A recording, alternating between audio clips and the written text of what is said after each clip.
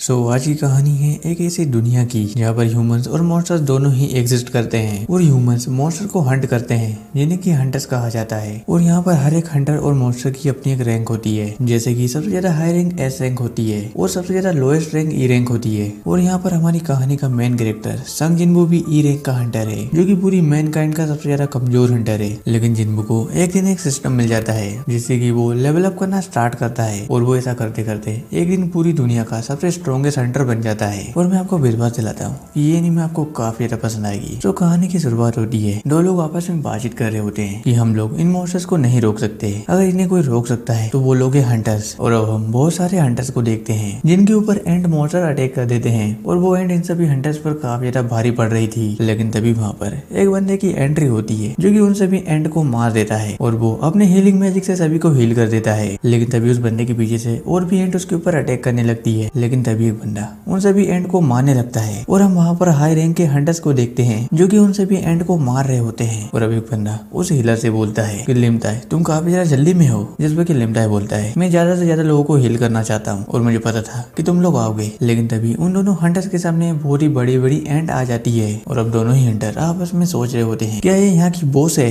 जिस पर कि दूसरा बंदा बोलता है मुझे लगता है कि ये इस झुंड की लीडर है। और अब दोनों ही उस एंड पर अटैक कर देते हैं और कुछ देर के बाद वो दोनों ही उस एंड को हरा देते हैं। लेकिन तभी वहाँ पर और भी बड़ी बड़ी एंड आने लगती है और अब हमें इस बंदे का नाम पता चलता है। इस बंदे का नाम बेग यूनो है और इस दूसरे बंदे का नाम यूनसुक है। और अब यूनो बोलता है अब मजा आएगा। दोनों ही अपनी पावर्स को अनलॉक करते हैं। नेक्स्ट सीन में हम एक बंदे को देखते हैं जिसका नाम चोइजोंग है और अब हम चोइजोंग के सामने बहुत सारी एंड को देखते हैं और अब चोइजोंग अपने फायर मैजिक का यूज करता है और उन सभी एंड को जला देता है। लेकिन कुछ हाई रैंक की एंड थी जो कि बच जाती है और उनके ऊपर अटैक कर देती है और वहाँ के सभी हंटर उन एंड से लड़ने लगते हैं। और अब हमें कुछ बैक स्टोरी दिखाई देती है। एक बंदा बोल रहा होता है कि आज से 10 साल पहले इस दुनिया में पोर्टल्स ओपन होने लगे जो कि हमारी इस दुनिया को दूसरे डायमेंशन से कनेक्ट करते हैं। और उस डंजन के पीछे हमें बहुत सारे मॉन्स्टर्स मिले और उन मॉन्स्टर्स को नॉर्मल वेपन से नहीं मारा जा सकता और जो लोग इन मॉन्स्टर से फाइट करते हैं उन्हें हंटर्स कहा जाता है। और हंटर्स जो कि अपनी पावर को अनवेकेंट करते हैं, उनकी बॉडी से जो मैजिकल एनर्जी निकलती है उसी के बेस पर उनकी रैंक डिसाइड होती है। जैसे कि एस रैंक सबसे ज्यादा हाई रैंक है, वही सबसे लोएस्ट रैंक ई रैंक है। और अगर एक बार हंटर्स की पावर जाग जाती है तो उस पावर को बढ़ाया घटाया नहीं जा सकता।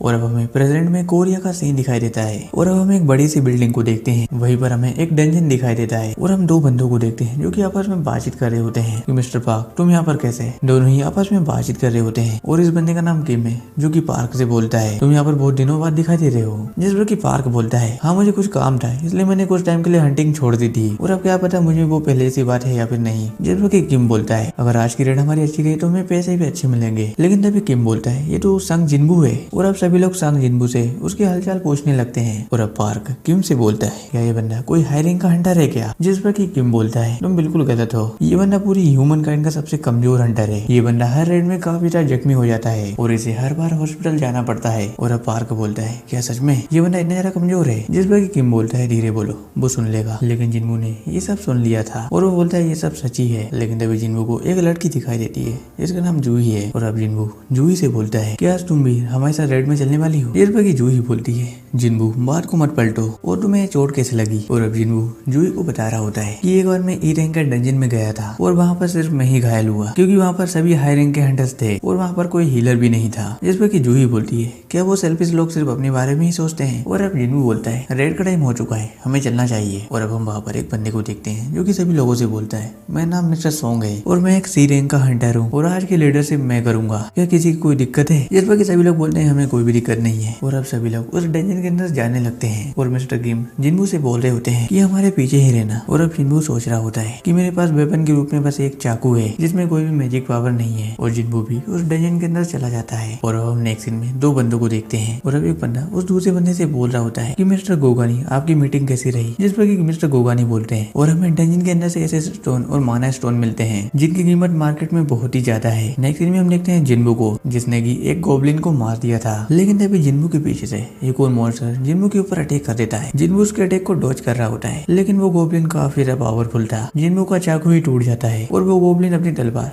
जिन्बू के पेट में घुसा देता है जिसकी वजह से जिन्बू काफी ज्यादा डैमेज हो जाता है। लेकिन तभी वहाँ पर मिस्टर पार्क आते हैं जो कि उस गोब्लिन को मार देते हैं। और अब जूही जिन्बू को हील कर रही होती है। और अब हम उन सभी हंटर्स को देखते हैं जो कि सभी गोब्लिन से फाइट कर रहे होते हैं और कुछ देर के बाद वो डंजन के बॉस को भी हरा देते हैं। सभी लोग काफी ज्यादा खुश थे। और अब जूही जूही जिन्बू से बोलती है, तुम हंटर किस लिए बनना चाहते हो, क्योंकि चोट तुम्हारी पूरी बॉडी में लगी है। लेकिन जिन्बू जूही की बातों का जवाब नहीं देता। वो इधर सभी लोगों ने अपना काम भी खत्म कर लिया था, लेकिन तभी सभी लोगों को एक बंदे की आवाज आती है जो कि बोलता है, यहाँ पर एक और गुफा है। सभी लोग बोल रहे होते हैं, ये तो एक गुफा है और क्या हमें इसके अंदर जाना चाहिए। और अब मिस्टर सोंग बोलते हैं, हम ऐसा नहीं कर सकते, ये जोखिम भरा हो सकता है, इसलिए सबसे पहले हमें हंटर एसोसिएशन को कॉल करना होगा। और अब मिस्टर किम बोलते हैं, अगर हम यहाँ से चले गए तो दूसरे लोग आएंगे और यहाँ से सारे स्टोन लेकर चले जाएंगे और हमें कुछ भी नहीं मिलेगा। जिसमें कि मिस्टर सोंग डिसाइड करते हैं कि हम बोटिंग करेंगे। और अब सभी लोग बोटिंग करते हैं, जिसमें कि 6 लोग अंदर जाना चाहते थे और 6 लोग अंदर नहीं जाना चाहते थे। और मिस जूही भी मना कर देती है। और अब मिस्टर सोंग जिन्बू से बोलते हैं, अब सब तुम्हारे ऊपर डिपेंड है। और अब जिन्बू अपने मन में सोच रहा होता है कि मेरे फादर का कुछ ज्यादा पता नहीं है और मुझे मेरी मोम का इलाज भी करवाना है और मुझे मेरी सिस्टर की कॉलेज की फीस भी भरनी है, इसलिए मुझे पैसे के लिए इसे करना होगा। और जिन्बू अपना हामी वोट देता है। और अब नेक्स्ट सीन होता है हंटर एसोसिएशन का, जहाँ पर सभी हंटर्स अपनी रैंक का रिवोल्यूशन करवा रहे होते हैं। और अब हम एक बंदे को देखते हैं जो कि किसी दूसरे बंदे से बातचीत कर रहा होता है कि हमने एक बी रैंक का और 2 सी रैंक के हंटर ढूंढ लिए हैं। और अब दूसरा बंदा बोलता है, उन्हें हमारी टीम में ज्वाइन कर लो। वही नेक्स्ट सीन में हम एक बंदे को देखते हैं जो कि किसी आंडे का पर्स चुराकर वहां से भाग रहे होते हैं। लेकिन तभी उन सभी चोर के सामने एक लड़की आती है और वो लड़की एक बैक फ्लिक मारती है और उन चोरों से उस पर्स को ले लेती है। और अब वो लड़की उस दूसरी लड़की के पास आती है और बोलती है, ये मेरा पर्स है। और अब सभी लोग बोलते हैं कि ये तो मिस चाइन है जो कि एक एस रैंक के हंटर है। और वहाँ पर काफी ज्यादा भीड़ भी जमा हो चुकी थी और चाइन वहाँ से चली जाती है। नेक्स्ट सीन होता है उसी डी रैंक की डंजन का, यहाँ पर सभी लोग बातचीत कर रहे होते हैं कि डंजन बॉस के मरने के 1 घंटे बाद इस डंजन का दरवाजा बंद हो जाता है और हमें यहाँ रहते हुए 40 मिनट बीत चुके हैं और अब हमारे पास बस 20 मिनट है यहाँ से निकलने के लिए। और अब जिन्बू जूही से बोल रहा होता है कि मुझे माफ कर देना कि मैंने अपना वोट हाँ में मिलाया और क्या तुम मुझसे नाराज हो। और जूही जिन्बू के ऊपर काफी ज्यादा गुस्सा थी। जूही जिन्बू से बोल रही होती है, अगर वो चोट तुम्हें थोड़ी सी ऊपर लगी होती तुम अभी तक मर चुके होते हैं, मैंने तुम्हें बड़ी मुश्किल से हिल किया है। इस पर जिन्बू जूही को सॉरी बोलता है। और अब जूही जिन्बू से बोलती है, वैसे तुम मुझे डिनर के लिए बाहर कब लेकर जाने वाले हो। लेकिन तभी हम देखते हैं कि वो सभी लोग उस बड़े से दरवाजे के पास पहुंच चुके हैं और अब सभी लोग उस गेट को खोलकर अंदर जाते हैं। लेकिन तभी वहाँ पर ब्लू फ्लेम जलने लगती है। सभी लोग वहाँ के स्टैचूज को देख रहे होते हैं और जिन्बू भी अपने सामने बहुत ही बड़े स्टैचू को देखता है। और अब मिस्टर सोंग को वहाँ पर एक स्टैचू दिखाई देता है जिसके हाथों में एक पैम्पलेट होती है। और अब मिस्टर सोंग बोलते हैं कि ये कार्टून टेम्पल के नियम है, सबसे पहला भगवान का सम्मान करो, दूसरा उसकी तारीफ करो और तीसरा अपने आप को साबित करो। लेकिन तभी मिस जूही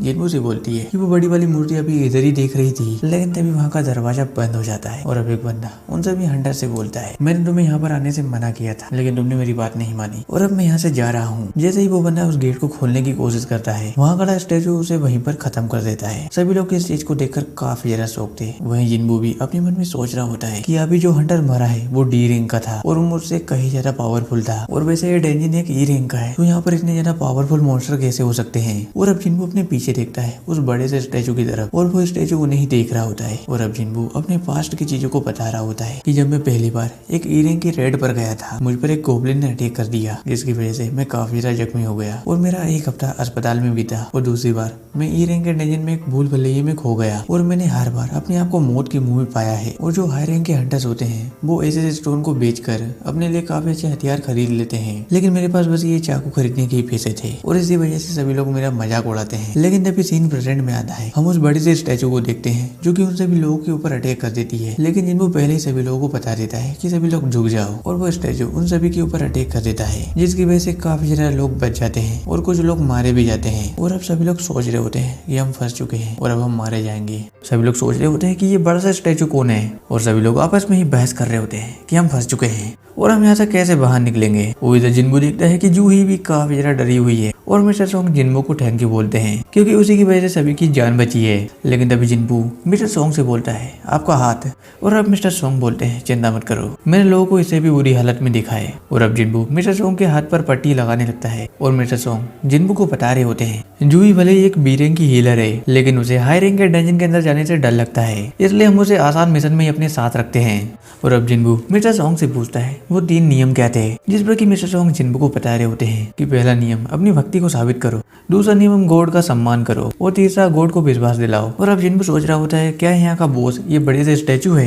और अब मिस्टर सोंग सभी को बता रहे होते हैं कि इस बड़े से स्टैचू से हम नहीं लड़ सकते, इस सिचुएशन में हमें शांत रहकर इसका हल ढूंढना होगा। लेकिन तभी एक हंटर की आवाज आती है जो कि बोलता है, मैं यहाँ पर नहीं रुक सकता, मेरी डील एक बड़ी कंपनी के साथ हो गई है और मुझे यहाँ से बाहर निकलना है। और इस हंटर की स्पेशल एबिलिटी इसकी स्पीड है और ये हंटर बहुत ही स्पीड के साथ गेट की तरफ जा रहा होता है, लेकिन वो बड़ी सी स्टैचू अपनी लेजर से उसके टुकड़े टुकड़े कर देती है। सभी लोग इस चीज को देखकर काफी ज्यादा शौक थे और अब मिस्टर सॉन्ग बोलते हैं अगर ये स्टैचू चाहे तो हमें एक ही पल में मार सकता है। और जिन्बू भी अपने मन में सोच रहा होता है हमें जल्द से जल्द कोई ना कोई रास्ता ढूंढना होगा। लेकिन तभी जिन्बू उस मंदिर के नियमों को याद करता है और उस स्टैचू की तरफ जाने लगता है। लेकिन वो स्टैचू जिन्बू के ऊपर अटैक करने ही वाली होती है। उससे पहले ही जिन्बू अपना सिर झुका लेता है जिसकी वजह से वो स्टैचू जिन्बू के ऊपर अटैक नहीं करती। और अब जिन्बू समझ जाता है कि पहले नियम का मतलब क्या था। और अब जिन्बू सभी लोगों से बोलता है अपना सिर इस स्टैचू की तरफ झुकाओ। और सभी लोग अपना सिर झुका लेते हैं। लेकिन तभी वो स्टैचू एक ईविल स्माइल देता है और अब सभी लोग थोड़ी देर के बाद खड़े हो जाते हैं क्योंकि वो स्टैचू उनके ऊपर अटैक नहीं कर रही थी। और अब वो स्टैचू अपने दोनों पैरों पर खड़ी हो जाती है और उन सभी हंटर्स की तरफ ही आ रही होती है। इस चीज को देखकर सभी लोग काफी ज्यादा घबरा जाते हैं। और अब मिस्टर सॉन्ग भी जिन्बू से बोलते हैं क्या तुम्हारे पास कोई दूसरा प्लान है। जिन्बू ने मना कर देता है। लेकिन तभी जिन्बू दूसरे नियम को याद करता है कि हमें गॉड की तारीफ करनी होगी। लेकिन तभी एक बंदा सामने आता है और बोलता है मुझे पता है कि तारीफ कैसे करते हैं क्योंकि मैंने दुनिया भर की कल्चर के बारे में पढ़ा है। और वो बंदा उस स्टैचू के सामने जाकर उसकी तारीफ करने लगता है। लेकिन वो स्टैचू अपने पैरों से उसे कुचल देता है और अब वो स्टैचू उन्हीं हंटर्स की तरफ आ रहा होता है और वो सभी हंटर इधर उधर भागने लगते हैं। और जिन्बू भी चूही को लेकर वहाँ से भागने लगता है। और हम मिस्टर पार्क को देखते हैं जो कि अपने मन में सोच रहा होता है कि मेरी फैमिली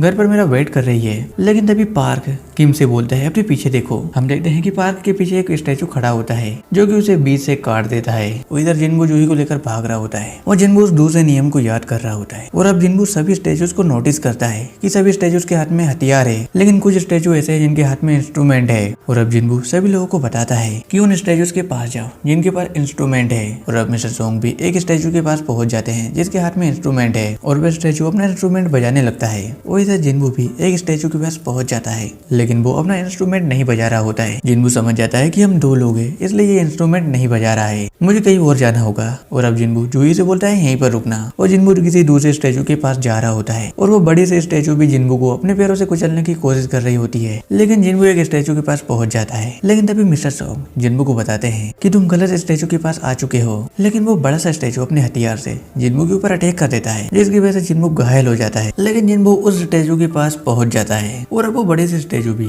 अपनी कुर्सी पर जाकर बैठ जाती है। और अब सभी लोग जिन्बू के पास आते हैं और अब जूही जिन्बू से बोलती है क्या तुम ठीक हो। लेकिन तभी जूही नोटिस करती है कि जिन्बू का पैर बुरी जगह से कट चुका है। और अब सभी लोग आपस में ही बहस कर रहे होते हैं कि तुम्हारी वजह से ही हम यहाँ पर आए हैं। और सभी लोगों की आपस में ही बहस चल रही होती है। लेकिन तभी मिस्टर सॉन्ग बोलते हैं ये सब मेरी गलती है। और इधर जिन्बू भी बोल रहा होता है इसके लिए हम सभी ने वोट किया था। लेकिन तभी वहाँ पर एक भूकंप आता है और वहाँ पर एक अल्टर अपेयर होता है। और अब जिन्बू सभी को बता रहा होता है कि ये एक अल्टर है, इसके बारे में मैंने किताबों में भी पढ़ा है, हमें यहाँ पर किसी की बलि देनी होगी, उसके बाद ही हमारी जान बचेगी। और अब किंग मिस्टर सॉन्ग के ऊपर अपनी तलवार पॉइंट कर देता है कि तुम्हारी वजह से ही हम यहाँ पर आए हैं और तुम्हें सबसे पहले उस अल्टर पर जाना होगा। जिस पर कि मिस्टर सॉन्ग भी मान जाते हैं और मिस्टर सॉन्ग उस अल्टर के पास जाते हैं। लेकिन मिस्टर सॉन्ग को कुछ भी नहीं होता और वहाँ पर एक फायर जलने लगती है। और अब जिन्बू उन सभी हंटर से बोलता है मुझे उस अल्टर के पास ले चलो। और जिन्बू और वो सभी हंटर उस अल्टर के पास जैसे ही पहुंचते हैं वहाँ पर 3 और फायर जलने लगती है। और अब मिस्टर सॉन्ग जिन्बू से पूछ रहे होते हैं क्या अब तुम्हारे पास कोई और प्लान है। जिन्बू ने मना कर देता है। और अब जिन्बू मिस्टर सॉन्ग से पूछता है क्या हमारी मदद करने के लिए कोई यहाँ पर आएगा। जिस पर कि मिस्टर सॉन्ग बोलते हैं कि ये गेट बस 1 हफ्ते के लिए बंद रहेगा, उसके बाद ये डंजन ब्रेक हो जाएगा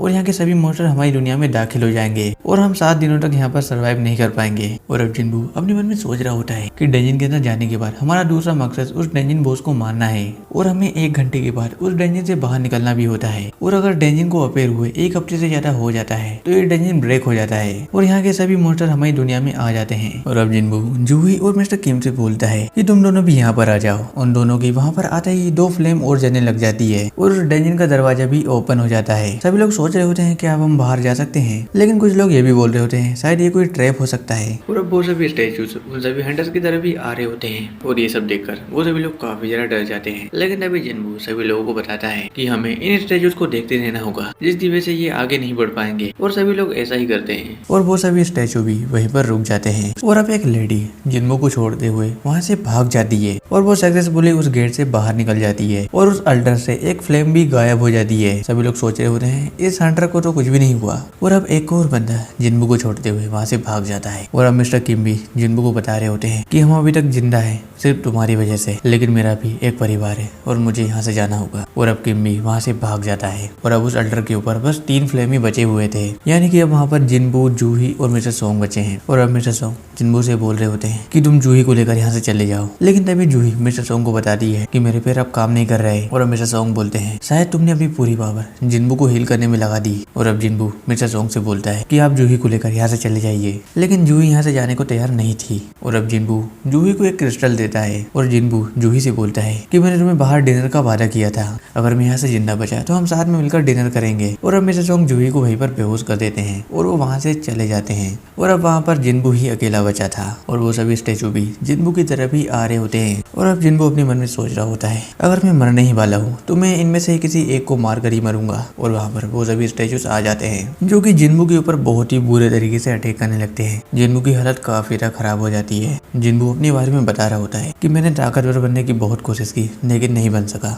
और सभी लोग सिर्फ अपने बारे में ही सोचते हैं, लेकिन मेरा भी एक परिवार है, मुझे भी अपने घर जाना है। और उन स्टैचूज ने जिन्बू की मार मार कर बहुत ही बुरी हालत कर दी थी, लेकिन तभी हम देखते हैं कि वो आखिरी फ्लेम भी बुझ जाती है और तभी जिन्बू के सामने एक विंडो ओपन होती है जिसमें कि लिखा होता है तुमने कार्टनॉन टेम्पल के सभी नियमों को पूरा कर लिया है और 3 सेकंड के अंदर तुम्हारी हार्ट बीट बंद हो जाएगी और तुम मर जाओगे। और अगर तुम्हें जिंदा रहना है तो तुम्हें सिस्टम की बातों को मानना होगा और अगर तुम इसे एक्सेप्ट करते हो तो तुम जिंदा बच जाओगे और तुम सिस्टम के एक प्लेयर बन जाओगे। और जिन्बू इस चीज को एक्सेप्ट कर लेता है। और अब जिन्बू की आंखें जैसे ही खुलती है वो अपने आप को एक हॉस्पिटल में पाता है और अब जिन्बू अपने हाथ और पैरों को देखता है जो कि बिल्कुल ही ठीक होते हैं। और अब जिन्बू के पास एक बंदा आता है जो कि बोलता है मैं हंटर एसोसिएशन से मिस्टर बोजिन हूँ। और अब मिस्टर बोजिन जिन्बू से बोलते हैं तुम पूरे 3 दिनों से सो रहे थे, जिसमें कि जिन्बू भी ऐसा सुनकर काफी ज्यादा शौक होता है। और अब जिन्बू मिस्टर जूही और सोंग के बारे में पूछता है और अब मिस्टर बोजिन बोलते हैं कि मिस्टर सोंग ने अपना एक हाथ गवा दिया है और जूही भी अभी सदमे में है। और मिस्टर बोजिन जिन्बू को ये भी बता रहे होते हैं कि उस डंजन में बहुत से लोग मारे गए और जैसे ही व्हाइट टाइगर गिल्ड वहाँ पर पहुंची वहाँ पर तुम उन्हें बेहोश पड़े हुए मिले और वहाँ पर कोई भी स्टेचू नहीं था और ना ही किसी हंटर की डेड बॉडी। और अब मिस्टर बोजिन जिन्बू से बोलते हैं क्या तुम्हें कोई डबल अवेकनिंग मिली है। और अब जिन्बू सोच रहा होता है किसी भी हंटर को डबल अवेकनिंग जब मिलती है और तभी उसे अपने अंदर बहुत सारी मैजिक पावर्स का एहसास होता है और उसकी लो रैंक एस रैंक तक जा सकती है। और अब मिस्टर बोजिन जिन्बू से बोलते हैं ये मानामीटर है, तुम इस पर अपना हाथ रखो। और मिस्टर बोजिन अपने मन में सोच रहे होते हैं जैसे कि हमने दूसरे हंटर से सुना है उस टेम्पल के अंदर बहुत ही खतरनाक मॉन्स्टर्स थे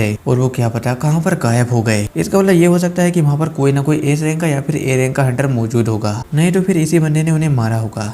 लेकिन मिस्टर बोजिन जैसे ही जिन्बू की रैंक देखते हैं वो खुद भी काफी ज्यादा शौक हो जाते हैं। और अब जिन्बू मिस्टर बोजिन से बोलता है मेरी नई रैंक क्या है मुझे जल्दी बताओ। और अब मिस्टर बोजिन बोलते हैं हमें माफ करना, शायद हमसे कोई गलती हो गई। और अब मिस्टर बोजिन ज्यादा यही सोच रहे होते हैं कि एक ई रैंक के हंटर का माना करीबन 70 से ज्यादा होता है, लेकिन इस बंदे का माना तो 70 से भी कम है, ये बंदा बस एक आम इंसान है। और जिन्बू भी अपने मन में यही सोच रहा होता है, बेकार की उम्मीदें बढ़ गई थी। और अब जिन्बू के सामने एक विंडो ओपन होती है। जिन्बू भी उसे देखकर काफी ज्यादा शौक था कि ये सब क्या है, लेकिन जिन्बू अपनी पास्ट की चीजों को याद करता है जहाँ पर वो मरने की कगार पर था। और उसके बाद जिन्बू के सामने एक ऐसी विंडो ओपन हुई थी जिसमें लिखा हुआ था कि तुम्हें एक प्लेयर के रूप में एक्सेप्ट कर लिया गया है। लेकिन तभी वहाँ पर एक लड़की आ जाती है जो कि जिन्बू की ये सिस्टर थी और इसका नाम जिना है। और अब जिना जिन्बू को काफी ज्यादा डांट रही होती है कि हर बार चोट तुम्हें क्यों लगती है, और अगर इस बार तुम्हें किसी भी तरीके की चोट लगी तो मैं भी अपने स्कूल को छोड़ दूंगी और कहीं ना कहीं जॉब पर लग जाऊंगी। इस वक्त जिन्बू से मना कर देता है कि अब से मुझे कोई भी चोट नहीं लगेगी। और अब जिन्बू जिना से पूछता है कि हम किसी भी गेम की इन्फॉर्मेशन कैसे निकालते हैं। इस वक्त जिना जिन्बू को बताती है कि उस गेम के मैसेज बॉक्स में जाओ और तुम्हें पूरी इन्फॉर्मेशन मिल जाएगी। और जिना वहाँ से चली जाती है। और अब जिन्बू अपनी विंडो के मैसेज बॉक्स को चेक करता है जहाँ पर उस विंडो में लिखा होता है कि प्लेयर को स्ट्रॉन्ग बनाने के लिए उसकी ट्रेनिंग करवाई जाएगी। और जिन्बू अपने डेली मिशन को चेक करता है जहाँ पर उसे हर दिन 100 पुशअप्स और 100 सेटअप्स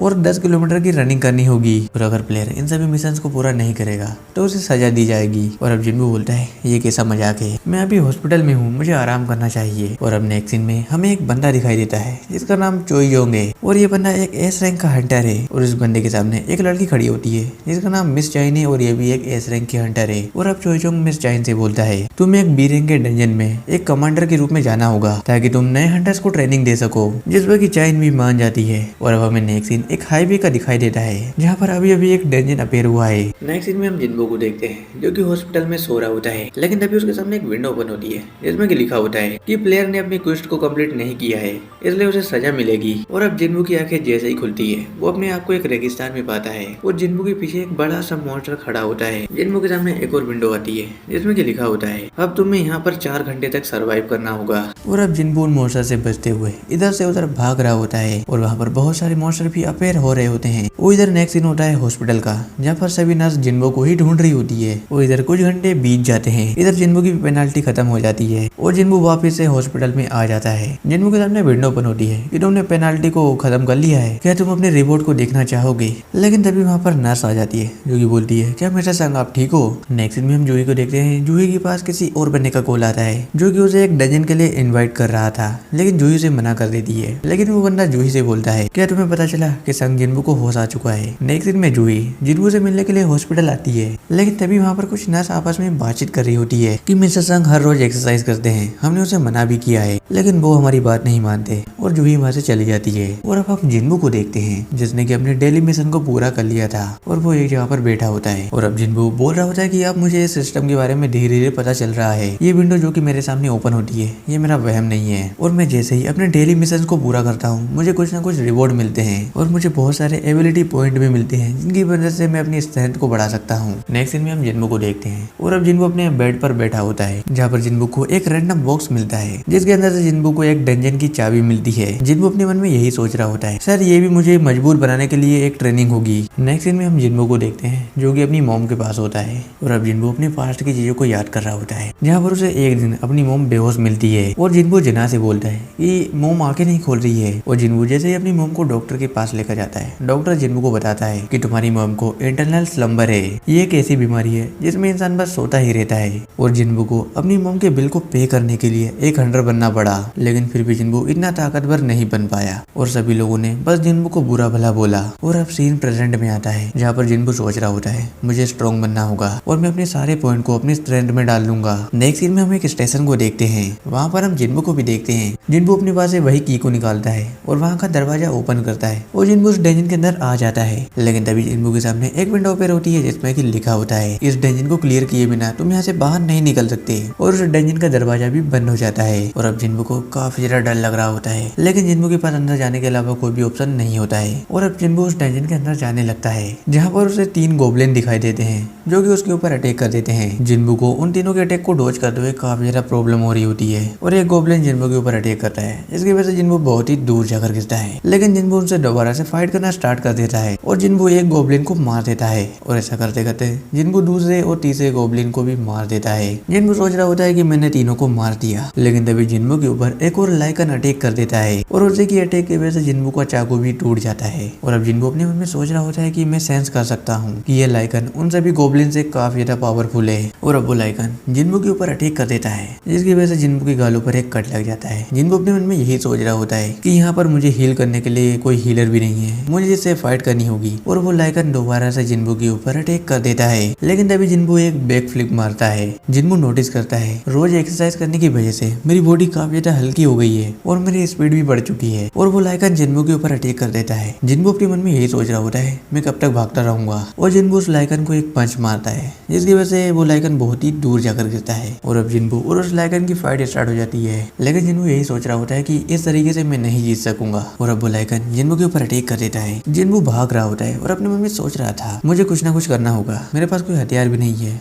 लेकिन तभी जिन्बू को याद आता है और अब जिन्बू बोलता है इन्वेंट्री। जिन्बू के सामने एक विंडो अपेयर होती है और जिन्बू वहाँ से एक तलवार को बाहर निकालता है जिसकी हेल्प से जिन्बू उस लाइकन को वहीं पर मार देता है। जिन्बू यही सोच रहा होता है कि ये तलवार मिस्टर किम की है, लेकिन तभी जिन्बू के सामने 2 और लाइकन आ जाते हैं, लेकिन जिन्बू की तलवार वहीं पर फंस जाती है और वो लाइकन जिन्बू के ऊपर अटैक करता है और जिन्बू बहुत ही इजीली उन दोनों लाइकन को भी मार देता है। और अब जिन्बू एक जगह पर बैठा होता है, उसके सामने एक विंडो ओपन होती है और हम वहाँ पर जिन्बू का लेवल देखते हैं। जिन्बू अभी लेवल 2 पर है। जिन्बू अपने मन में यही सोच रहा होता है अब मैं लेवल 2 पर आ चुका हूँ और मैं हर रोज डेली मिशन को पूरा करता था तो मुझे 2 पॉइंट मिलते थे जिन्हें कि मैं अपनी एबिलिटी में जोड़ लेता था। लेकिन जब भी मेरा लेवल अप होता है मुझे बहुत सारे पॉइंट मिलते हैं जिससे कि मैं और भी ज्यादा स्ट्रॉन्ग बनता हूँ और मुझे और भी ज्यादा मॉन्स्टर्स को मारना होगा जिससे कि मैं और भी ज्यादा पावरफुल बन सकूं। और अब जिन्बू को उन लाइकन के पास से एक दांत मिलता है और जिन्बू के सामने तभी स्टोर विंडो भी ओपन होती है। जिन्बू यही सोच रहा होता है क्या यहाँ पर स्टोर भी है। जिन्बू अपने स्टोर से कुछ खरीदने की कोशिश करता है लेकिन वो अभी कुछ खरीद नहीं पा रहा होता है, इसलिए जिन्बू उस लाइगन के दांत को सेल कर देता है, जिसकी वजह से जिन्बू को 20 गोल्ड कॉइन मिलते हैं।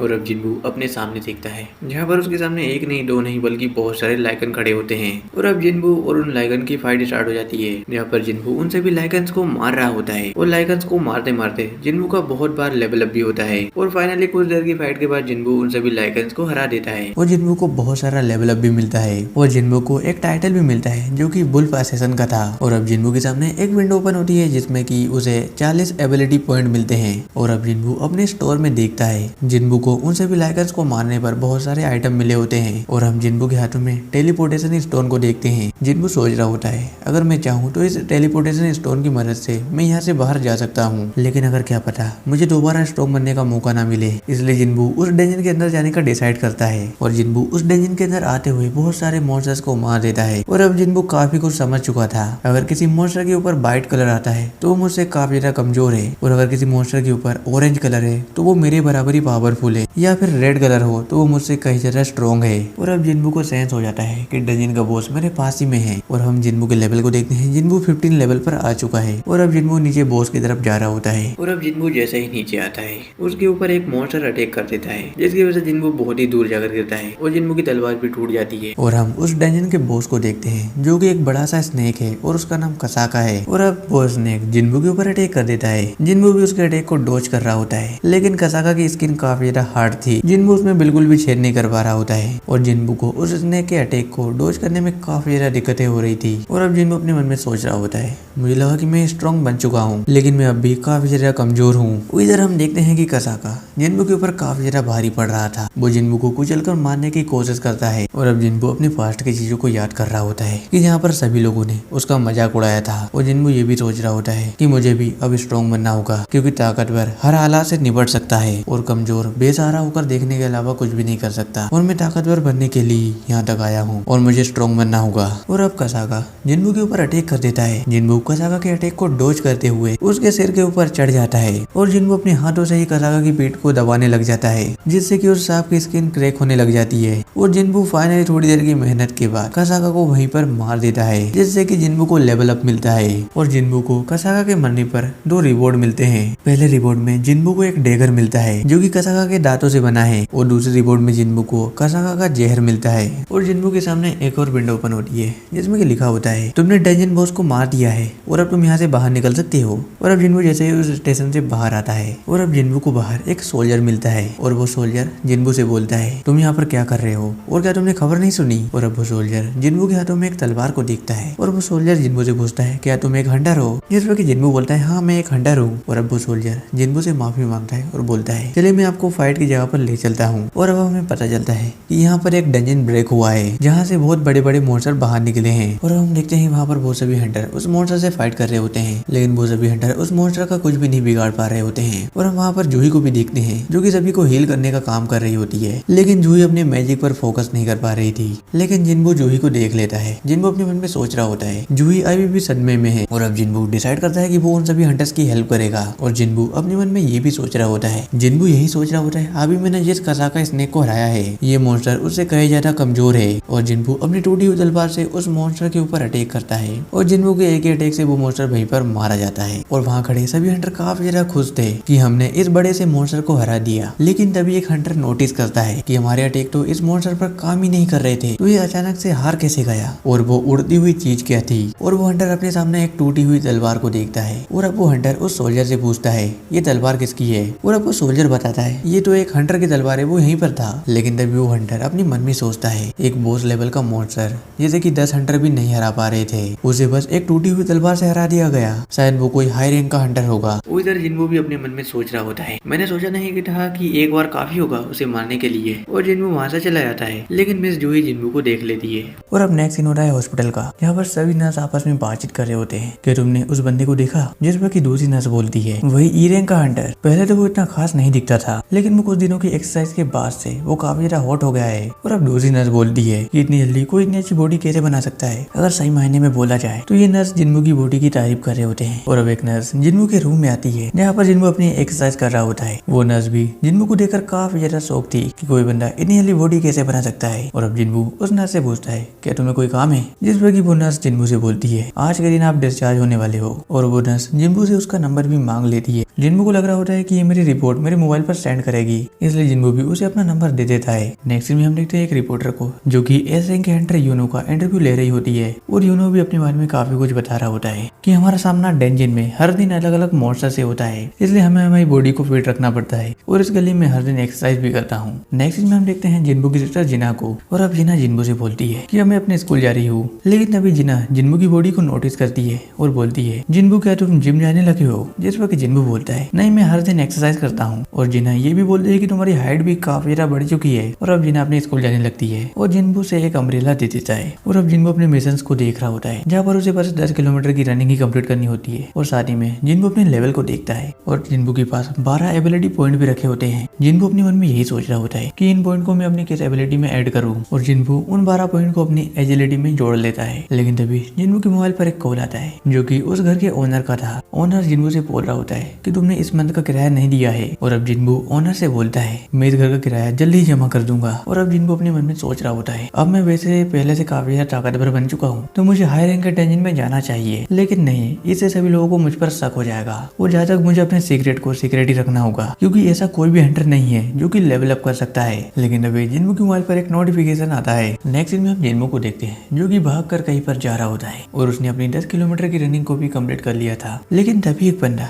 जिन्बू के पास आता है और बोलता है मेरा नाम है डोंगसू। और अब जिन्बू भी बोलता है मेरा नाम है संग जिन्बू। और अब डोंगसू बोलता है क्या तुम ई रैंक के हंटर हो। लेकिन तभी डोंगसू के पीछे से एक बंदा आता है जो कि बोलता है मैं इसे पहचानता हूँ, शायद इसका नाम दुनिया का सबसे कमजोर हंटर है। और सभी लोग जिन्बू के ऊपर हंस रहे होते हैं। लेकिन अभी डोंसू बोलता है जिन्बू की बातों पर ध्यान मत दो। और अब डोंसू जिन्बू को उसके काम को समझाने लगता है कि हमें हमारी टीम को पूरा करने के लिए एक बंदे की जरूरत थी, इसलिए हमने तुम्हें यहाँ पर बुलाया और तुम्हें यहाँ रहकर लड़ना नहीं है, तुम्हें बस एक पोर्टर के रूप में काम करना है। और उन बैग के अंदर कुछ वेपन है और खाने के सामान है, तुम्हें इन्हें लेकर हमारे साथ चलना होगा, बस तुम्हारा इतना ही काम है। और अब जिन्बू अपने कॉन्ट्रैक्ट पर साइन कर देता है। लेकिन तभी वहाँ पर एक बंदा आता है जो कि जिन्बू से बोलता है मेरा नाम है जिनो और मैं भी एक डी रैंक का हंटर हूँ। जिन्बू उसके आर्मर को देखकर काफी ज्यादा शौक था। जिन्बू सोच रहा होता है शायद ये कोई अमीर बंदा होगा। और अब वो सभी लोग डेंजन के पास पहुंच जाते हैं। वहाँ खड़े सभी हंटर उस डेंजन को देखकर काफी ज्यादा शौक थे क्योंकि उस डेंजन का साइज काफी ज्यादा बड़ा था। जिन्बू भी अपने मन में सोच रहा होता है कि मैंने आज तक इतना बड़ा डेंजन नहीं देखा। और अब सभी लोग उस डेंजन के अंदर चले जाते हैं जहाँ पर डोंसू एक बंदे से बोलता है कि हमें रोशनी की जरूरत है और वो बंदा अपने मैजिक पावर से वहाँ पर लाइट क्रिएट करता है। और अब वो सभी हंटर डेंजन के बीचों बीच पहुंच जाते हैं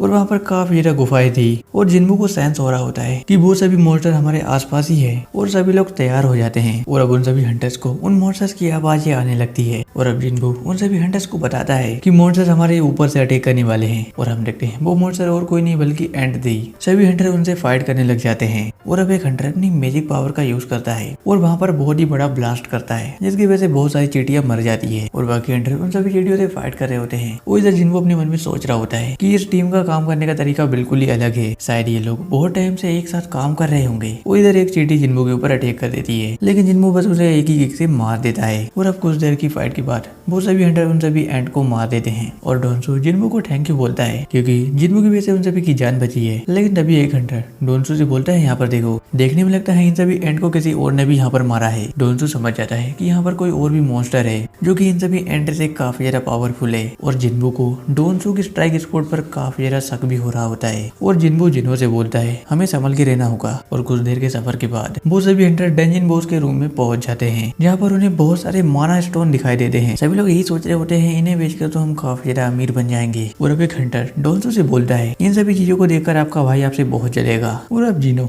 जिन्बू से बोलता है क्या मैं तुम्हारे कॉन्ट्रैक्ट पेपर को देख सकता हूँ क्योंकि मैं कानून अच्छे से जानता हूँ। और अब जिनो जिन्बू के कॉन्ट्रैक्ट पेपर को चेक करता है और अब जिनो डोंसू के पास जाता है और बोलता है कि इस कॉन्ट्रैक्ट पेपर में साफ साफ लिखा है कि पैसे का बंटवारा सिर्फ 7 लोगों में होगा और जिन्बू को इसमें से कुछ भी नहीं मिलेगा और माना क्रिस्टल माइनिंग से मिलते हैं ना कि मॉन्स्टर्स से। और अब डोंसू जिनो से बोलता है चिंता मत करो, पैसों का बंटवारा 8 हिस्सों में होगा। और अब डोंसू अपने बंदे से बोलता है क्या तुम वेपन लाए हो, जिस पर कि वो बंदा बोलता है मुझे लगा कि इनकी जरूरत नहीं होगी इसलिए मैं इन्हें गाड़ी में ही भूल आया। और अब डोनसू उसे डांटने लगता है कि लापरवाही की हद होती है। और अब डोनसू जिनो और जिन्बू से बोलता है कि तुम दोनों को यहीं पर रुकना होगा, हम बाकी के वेपन लेकर आते हैं। और अब जिनो डोनसू से बोलता है कि डेंजिन बॉस यहीं पर है, अगर उसने हम दोनों पर अटैक किया तो। जिस पर कि डोनसू बोलता है चिंता मत करो, ये अभी सो रहा है, अगर तुम इसकी छेड़छाड़ ना करो तो ये तुम पर अटैक नहीं करेगा। और अब डोनसू और डोनसू की पूरी टीम वहां से चली जाती है और जिन्बू को डोनसू और डोनसू की पूरी टीम के ऊपर काफी ज्यादा शक हो रहा था। और अब डोनसू अपने एक हंटर से बोलता है कि बॉस के रूम का दरवाजा बंद कर दो, और वो बंदा बॉस के रूम का दरवाजा बंद कर देता है। जिनो ये सब देखकर काफी ज्यादा शौक था और बोलता है उन्होंने हमें धोखा दिया। उधर जिन्बू भी सोच रहा होता है मुझे पता था कि ऐसा ही होगा। और अब जिन्बू मिस्टर सोंग की बातों को याद कर रहा होता है कि हंटिंग के काम में तुम्हें बहुत से बुरे और अच्छे लोग मिलेंगे जो कि सिर्फ अपने बारे में सोचते हैं, और बहुत से लोग तुम्हें निशाना भी बना सकते हैं। वो जो डेंजन है उनके अंदर कोई भी कैमरा नहीं लगे होते हैं, इसलिए डेंजन की बातें डेंजन के अंदर ही रहती है। और अगर तुम डेंजन में किसी को भी मार दो और अगर उसका कोई सबूत नहीं है तो तुम आराम से बच सकते हो। लेकिन तभी हम डेंजन के बॉस को देखते हैं जो कि एक स्पाइडर होता है। और अब डेंजन का बॉस जाग चुका है। और अब जिनो जिन्बू से बोल रहा होता है कि तुम यहाँ से भाग जाओ, मैं इसे फाइट करूंगा। और अब जिन्बू सोच रहा होता है कि इस सी रैंक के डेंजन के बॉस को हराना आसान नहीं होगा। और अब जिन्बू जिनो से बोलता है तुम पीछे रहो, इस बॉस से मैं फाइट करूंगा। और जिन्बू अपने हाथों में अपने डेगर को अपेयर कराता है। नेक्स्ट सीन में हम डोंगसू और उसकी पूरी टीम को देखते हैं। और अब एक बंदा डोंगसू से बोलता है हम उन दोनों हंटर को बहुत ही इजीली मार सकते थे, तो हमने ऐसा क्यों नहीं किया। जिस पर कि डोंगसू बोलता है क्या तुम बेवकूफ हो, अगर हम उन दोनों को वहीं पर मार देते तो डेंजन बॉस जाग जाता और हमें माना क्रिस्टल नहीं मिल पाते। और अब एक हंटर डोंगसू से बोलता है अगर माना क्रिस्टल निकाले टाइम डेंजन बॉस जाग गया तो हम क्या करेंगे। और अब डोंगसू बोलता है इसके लिए मेरे पास एक रास्ता है, मैंने वहाँ पर एक गुफा देखी थी, हम उसी के अंदर से जाएंगे और सारे माना क्रिस्टल निकाल लेंगे। और अगर हमें माना क्रिस्टल नहीं मिल पाए तो भी हमें कोई दिक्कत नहीं होगी, क्योंकि तुमने देखा ही होगा कि जिनो के पास कितने महंगे आर्मर थे। अगर हमें माना क्रिस्टल नहीं भी मिले तो हम खाली हाथ तो यहाँ से नहीं जाएंगे। नेक्स्ट में हम जिनो और जिन्बू को देखते हैं, जहाँ पर जिनो जिन्बू को बता रहा होता है कि हम अकेले इस मॉन्स्टर से फाइट नहीं कर सकते, इससे फाइट करने के लिए हमें बी रैंक के हंटर की जरूरत होगी। जिन्बू भी अपने मन में सोच रहा होता है कि जिनो बिल्कुल सही कह रहा है, पिछली बार जब मैंने कसाका से फाइट की थी तो वो डी रैंक का था, और उसके बाद जिस मॉन्स्टर से मैंने फाइट की थी वो शायद ई रैंक का था। और ये स्पाइडर उन दोनों मॉन्स्टर से कई ज्यादा ताकतवर और इंटेलिजेंट है। और अब जिन्बू ये भी सोच रहा होता है कि मुझे ये सब जानकर भी डर नहीं लग रहा है, और वैसे भी मैं सी रैंक के बॉस को तो हरा ही सकता हूँ। जिन्बू उस स्पाइडर के ऊपर अटैक कर देता है। और नेक्स्ट सीन में हम चेयरमैन गोगानी और मिस्टर वुजिन को देखते हैं। और अब गोगानी मिस्टर वुजिन से बोल रहे होते हैं कि ये मीडिया वाले बहुत ही ज्यादा सवाल पूछते हैं और मुझे शुरू से ही बातचीत करना बहुत ही कम पसंद है। और अब मिस्टर वुजिन गोगानी से बोलते हैं अभी आपको कोई भी मीटिंग अटेंड नहीं करनी है, तो क्या आप मेरी प्रैक्टिस में मदद करवा सकते हो। जिस पर कि मिस्टर गोगानी भी मान जाते हैं। और इधर हम जिन्बू को देखते हैं जो कि उस स्पाइडर के सभी अटैक्स को डॉज कर रहा होता है। और अब जिन्बू अपने मन में सोच रहा होता है कि इस स्पाइडर का स्केलेटन काफी ज्यादा हार्ड है, और अगर इसने एक भी अटैक मुझ पर सही कर दिया तो मेरा खेल वहीं पर खत्म हो जाएगा। इधर जिनो अपने मन में सोच रहा होता है क्या ये बंदा सच में एक ई रैंक का हंटर है, और क्या इसने हमसे झूठ तो नहीं बोला। और जिनो अपने मन में ये भी सोच रहा होता है कि मैंने अफवाहें सुनी है कि कुछ हंटर ऐसे होते हैं जो कि अपनी रैंक और अपनी शक्तियों को छुपाते हैं, और उन्हें अपनी पावर्स को छिपाते हुए खून खराबा करने में ज्यादा मजा आता है। और अब जिन्बू जिनो को देखकर काफी ज्यादा डर रहा होता है। उधर जिन्बू भी उस मकड़ी के ऊपर अटैक कर रहा होता है, लेकिन तभी जिन्बू नोटिस करता है कि मेरे सभी अटैक्स बेकार जा रहे हैं और इस पर मेरे अटैक्स का कोई भी फर्क नहीं पड़ रहा है, और अगर ऐसे ही मैं फाइट करता रहा तो मैं बिल्कुल ही थक जाऊंगा और मुझे इसके वीक पॉइंट पर अटैक करना है। जिन्बू डिसाइड करता है कि वो इसकी आंखों पर अटैक करेगा,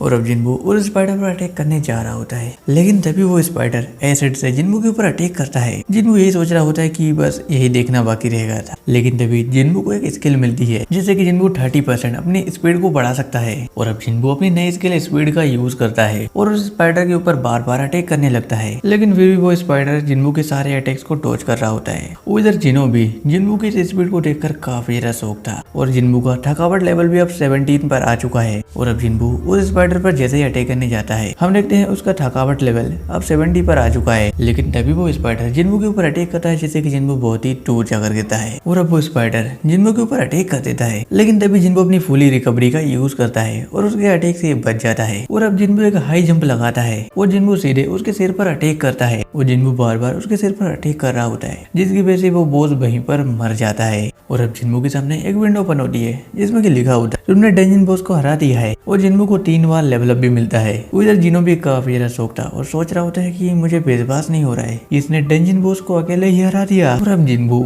उस स्पाइडर की बॉडी से माना स्टोन निकाल लेता है। जिन्बू ये सोच रहा होता है कि मार्केट में इसकी कीमत क्या होगी। और अब जिनो जिन्बू के पास आता है और बोलता है बॉस आप थक गए होंगे, पानी पी लीजिए और मैं आपके लिए माना स्टोन निकालता हूँ। जिन्बू ये सोच रहा होता है कि ये अलग बिहेव क्यों कर रहा है। और अब डोंजो और डोंजो की पूरी टीम वहाँ पर आ जाती है। वो सभी लोग सोच रहे होते हैं ये दोनों अभी भी जिंदा है और उन सभी को लग रहा होता है कि जिनो ने इस बॉस को हराया है क्योंकि उसके पास काफी महंगे आर्मर थे। और अब डोंजो जिनो से बोलता है कि तुम्हारा ये आर्मर मुझे चाहिए और मैं तुम्हें आखिरी मौका देता हूँ कि संग जिन्बू को मार दो क्योंकि इसकी हमें कोई भी जरूरत नहीं है। और डोंजो अपने मन ही मन यही सोच रहा होता है कि इस बंदे ने अपने आर्मर की मदद से बॉस को हरा दिया, हमारे लिए इस बंदे को मारना मुश्किल होगा। और अब डोंजो जिनो से बोलता है अगर तुमने संग जिन्बू को नहीं मारा तो हम तुम दोनों को मार देंगे। और अब डोंजो जिनो से ये भी बोलता है इतना घबराओ मत, डेंजिन की बातें डेंजिन के अंदर ही रहती है। लेकिन जिनो डोंजो के ऊपर ही अपनी तलवार पॉइंट कर देता है जिसमें कि डोंजो बोलता है अच्छा तो तुम इसका साथ दोगे। और अब वो सभी लोग जिन्बू की तरफ ही आ रहे होते हैं। डोंजो अपने एक बंदे को ऑर्डर देता है कि जिन्बू को मार दो, लेकिन तभी जिन्बू के सामने एक अर्जेंट क्वेस्ट अपेयर होती है। जिन्बू की विंडो में लिखा होता है कि ये 6 बंदे तुम्हें मारने की कोशिश कर रहे हैं और तुम्हें इन्हें मारना होगा और अगर तुम इन्हें नहीं मारते तो तुम खुद मारे जाओगे। लेकिन तभी वो बंदा जिन्बू के ऊपर अटैक कर देता है जिसकी वजह से जिन्बू बहुत ही दूर जाकर गिरता है। नेक्स्ट सीन में हम 3 लड़कियों को देखते हैं जो कि एक दूसरे के हाल चाल पूछ रहे होते हैं और अपनी गिल्ड के बारे में डिस्कस कर रहे होते हैं। लेकिन तभी एक लड़की बोलती है क्या तुम्हें एक चीज की खबर मिली कि एक डंजन में बहुत सारे हंटर्स मारे गए। नेक्स्ट सीन में हम जिनो जिन्बू और डोंगसू की पूरी टीम को देखते हैं। इधर जिन्बू अपने मन में सोच रहा होता है मैं कैसे भूल गया कि ये एक ऐसी दुनिया है जहाँ पर ताकतवर कमजोर को दबाते हैं और सिस्टम ने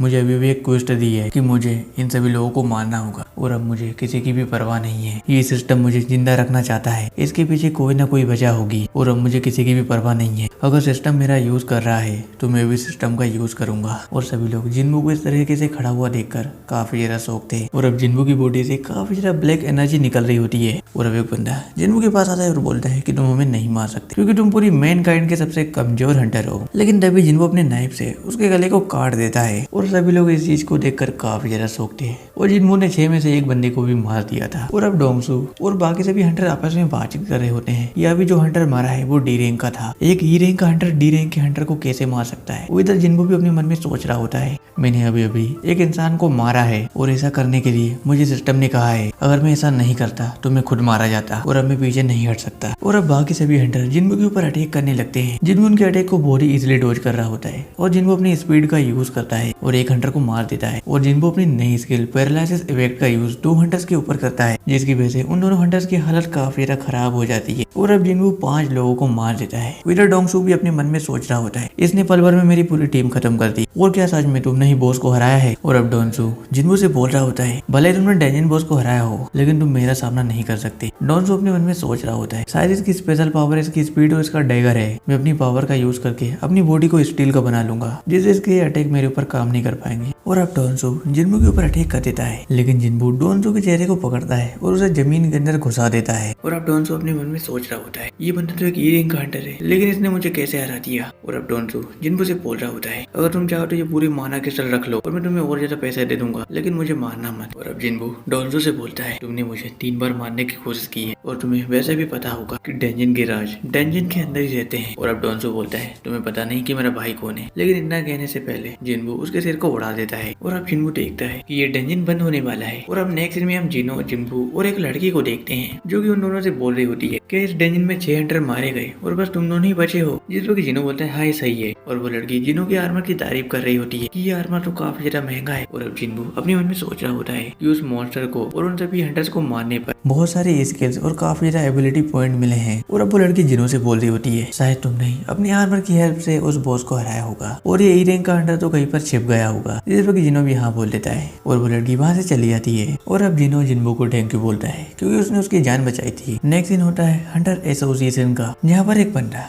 मिस्टर बुजिन के पास आता है और बोलता है कि आपको खबर मिली एक सी रैंक के डंजन में 6 लोग मारे गए और बस 2 लोग ही बचकर भागे जिसमें से एक ई रैंक का और एक डी रैंक का था। और अब मिस्टर बुजिन बोलते हैं ये तो आम बात है, वो लोग वहाँ से भाग गए होंगे। और अब वो बंदा बोलता है बात ये नहीं है, उन दोनों ने मिलकर डंजन बॉस को हराया और उस डंजन को क्लोज किया। और डी रैंक का एक बंदा था जिसका नाम जिनो है और उसके पास काफी महंगे आर्मर थे। और अब मिस्टर बुजिन बोलते हैं शायद उसी ने डंजन बॉस को हराया होगा, इसमें कोई बड़ी बात नहीं है। और अब वो बंदा बोलता है मुझे एक बात नहीं समझ आ रही, इसमें एक ई रैंक का हंटर था जिसका नाम संग जिन्बू है। इससे पहले वो एक डबल लेयर डंजन से बचकर बाहर निकला था और मुझे ये नहीं समझ आ रहा है कि वो इस सी रैंक की डंजन से कैसे बच गया। और उस डंजन के अंदर जो हंटर मारे गए थे उनमें से एक हंटर सी रैंक का था जिसका नाम डोनसू है। और डोनसू का बड़ा भाई नॉनसुक एक एस रैंक का हंटर है जो कि अभी अमेरिका में है। और अब मिस्टर बुजिन बोलते हैं ये मामला काफी ज्यादा सीरियस है। नेक्स्ट में हम देखते हैं कि जिनको अपने घर आता है और वो अपनी सिस्टर जिना के लिए कुछ खाने के लिए चीजें लाया था, जिसकी वजह से जिना भी काफी ज्यादा खुश होती है और दोनों ही मिलकर चिकन खा रहे होते हैं। और अब जिना बोलती है तुमने अपनी रेड के बारे में मुझे नहीं बताया और तुम्हें इस बार चोट भी नहीं लगी, शायद इस बार रेड अच्छी रही होगी। इधर जिनको अपने मन में सोच रहा होता है कि उन लोगों ने मुझे शायद कमजोर समझा था, लेकिन मैं अब पहले से काफी ज्यादा ताकतवर बन चुका था और मुझे उनसे बिल्कुल भी डर नहीं लगा। और हालांकि मैंने जिन लोगों को मारा है वो कोई मॉन्स्टर नहीं थे, वो एक इंसान थे, लेकिन मेरा डर अब खत्म हो चुका है। और अब जिनको एक बियर की बोतल पीता है, लेकिन तभी उसके सामने एक विंडो ओपन होती है जिसमें कि लिखा होता है अभी तुमने जिस बियर को पी है वो तुम्हारी बॉडी के लिए बिल्कुल भी सेफ नहीं है और सिस्टम ने इसे रेक्टिफाई कर लिया है। जिनको सोच रहा होता है मैं भले कितना ही नशा कर लूं मुझे सिस्टम की वजह से नशा नहीं चढ़ेगा। और अब जिनको आराम से अपने घर पर सो रहा होता है, लेकिन तभी जिना वहां पर आती है और बोलती किसी जिनो का कॉल आया है। नेक्स्ट सीन होता है कैफे पैनिक का, जहाँ पर हम जिन्बू और जिनो को देखते हैं और जिनो जिन्बू को शुक्रिया बोल रहा होता है क्योंकि उसकी वजह से उसकी जान बची है। लेकिन तभी जिन्बू जिनो से पूछता है कि तुम्हें मेरा नंबर कैसे मिला। और अब जिन्बू जिनो को भी थैंक यू बोलता है क्योंकि जिनो ने जिन्बू के सीक्रेट को सीक्रेट ही रखा।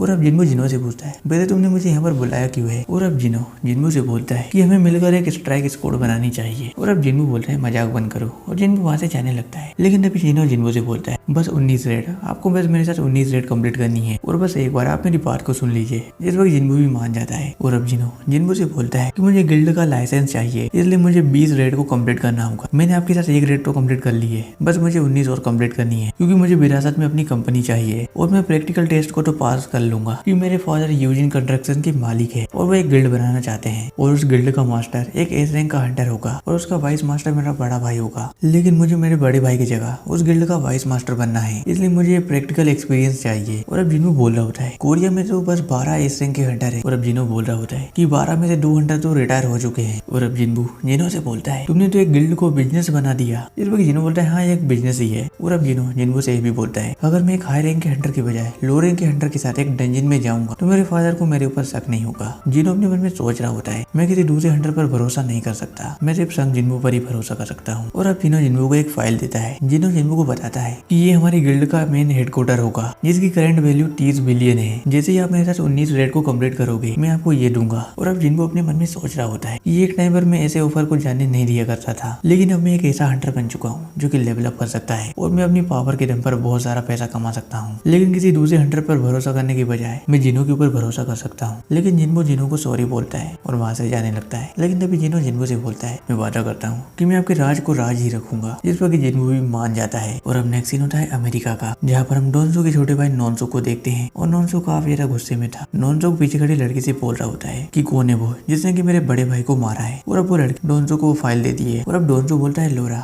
अगर मैं किसी दूसरे देश में जाकर किसी को मार दूं तो क्या मेरे ऊपर कोई केस चलेगा। और अब लोरा डोनसो को बता रही होती है कि आप एक अमेरिका के सिटीजन हो और उससे भी बड़ी बात आप एक एस रैंक के हंटर हो और हम इस केस को रफा दफा कर देंगे। और अब डोनसो लोरा से पूछता है क्या मेरा शेड्यूल क्लियर है, जिस पर कि लोरा बोलती है आप कुछ दिनों के लिए बुक हो। जिस पर कि डोनसो बोलता है आगे के शेड्यूल को मत लेना क्योंकि मुझे कोरिया जाना है। जिस पर कि लोरा बोलती है ठीक है। और अब डोनसो गुस्से में बोल रहा होता है डी रैंक का हंटर जिनो और ई रैंक का हंटर संग जिन्बू, मैं तुमसे जल्दी मिलने के लिए कोरिया आ रहा हूँ। नेक्स्ट में हम जिना और जिन्बू को देखते हैं जो कि पार्क में एक्सरसाइज कर रहे होते हैं। और अब जिन्बू जिना से पूछता है अगर तुम्हारे पास 30 बिलियन आ जाए तो तुम क्या करोगी। जिस पर कि जिना अपना ओपिनियन देती है कि सबसे पहले मैं मॉम का इलाज करवाऊंगी, उसके बाद मैं अपनी कॉलेज की फीस भरूंगी और बाकी मुझे आइडिया नहीं है। जिस पर कि जिन्बू बोलता है ठीक है और मेरे पीछे आने की कोशिश मत करना। जिन्बू वहाँ से भागते हुए चला जाता है। और अब हमें कुछ घंटों के बाद का सीन दिखाई देता है जहाँ पर जिन्बू ने अपने डेली मिशन को पूरा कर लिया था, लेकिन जिन्बू ने 10 किलोमीटर की बजाय 11 किलोमीटर की रनिंग कर ली होती है। जिन्बू अपने मन में यही सोच रहा होता है कि मैंने तो मिशन कंप्लीट कर लिया है लेकिन फिर भी ये क्यों बढ़ रहा है। जिन्बू डिसाइड करता है कि ये इसे दोबारा से कंप्लीट करेगा और जिन्बू कुछ घंटों के बाद उस मिशन को दोबारा से कंप्लीट कर लेता है। और अब जिन्बू एक जगह पर बैठा होता है लेकिन तभी उसे एक रिवॉर्ड मिलता है। जिन्बू उस बॉक्स को ओपन करता है जहाँ पर उसे एक डंजन की मिलती है। जिन्बू उस की इन्फॉर्मेशन को पढ़ रहा होता है। ये की एक डीमन कासल की है और इसमें खतरे का लेवल एस है। और जिन्बू अपनी विंडो में एक और चीज चेक करता है कि इस डीमन कासल के अंदर मुझे होली वाटर ऑफ लाइफ मिलेगा जिसकी वजह से मैं किसी भी बीमारी को ठीक कर सकता हूँ। नेक्स्ट सीन में हम जिन्बू को उसकी मोम के पास देखते हैं। जिन्बू सोच रहा होता है अगर मुझे होली वाटर ऑफ लाइफ मिल जाए तो मैं अपनी मोम की बीमारी को भी ठीक कर दूंगा। और अब जिन्बू उस एस रैंक डंजन की की का यूज करता है और उस डंजन के अंदर चला जाता है जहाँ पर हम चारों तरफ फायर ही फायर को देखते हैं। जिन्बू अपने मन में सोच रहा होता है अगर ज्यादा प्रॉब्लम हुई तो मैं टेलीपोर्टेशन स्टोन का यूज करके के यहाँ से बाहर चला जाऊंगा। लेकिन तभी जिन्बू के सामने 3 सर वाला एक मॉन्स्टर आ जाता है और ये मॉन्स्टर हेलगेट कीपर सेब्रस है। और अब जिन्बू उस मॉन्स्टर के ऊपर अटैक करता है, लेकिन तभी जिन्बू नोटिस करता है इस मॉन्स्टर को तो कुछ भी नहीं हुआ। और अब जिन्बू अपनी स्किल्स का यूज सेब्रस के ऊपर करता है, लेकिन सेब्रस एक एस रैंक का मॉन्स्टर था। जिन्बू की सारी स्किल्स कैंसिल हो जाती है और अब सेब्रस जिन्बू के हाथों में काट लेता है, जिसकी वजह से जिन्बू की एचपी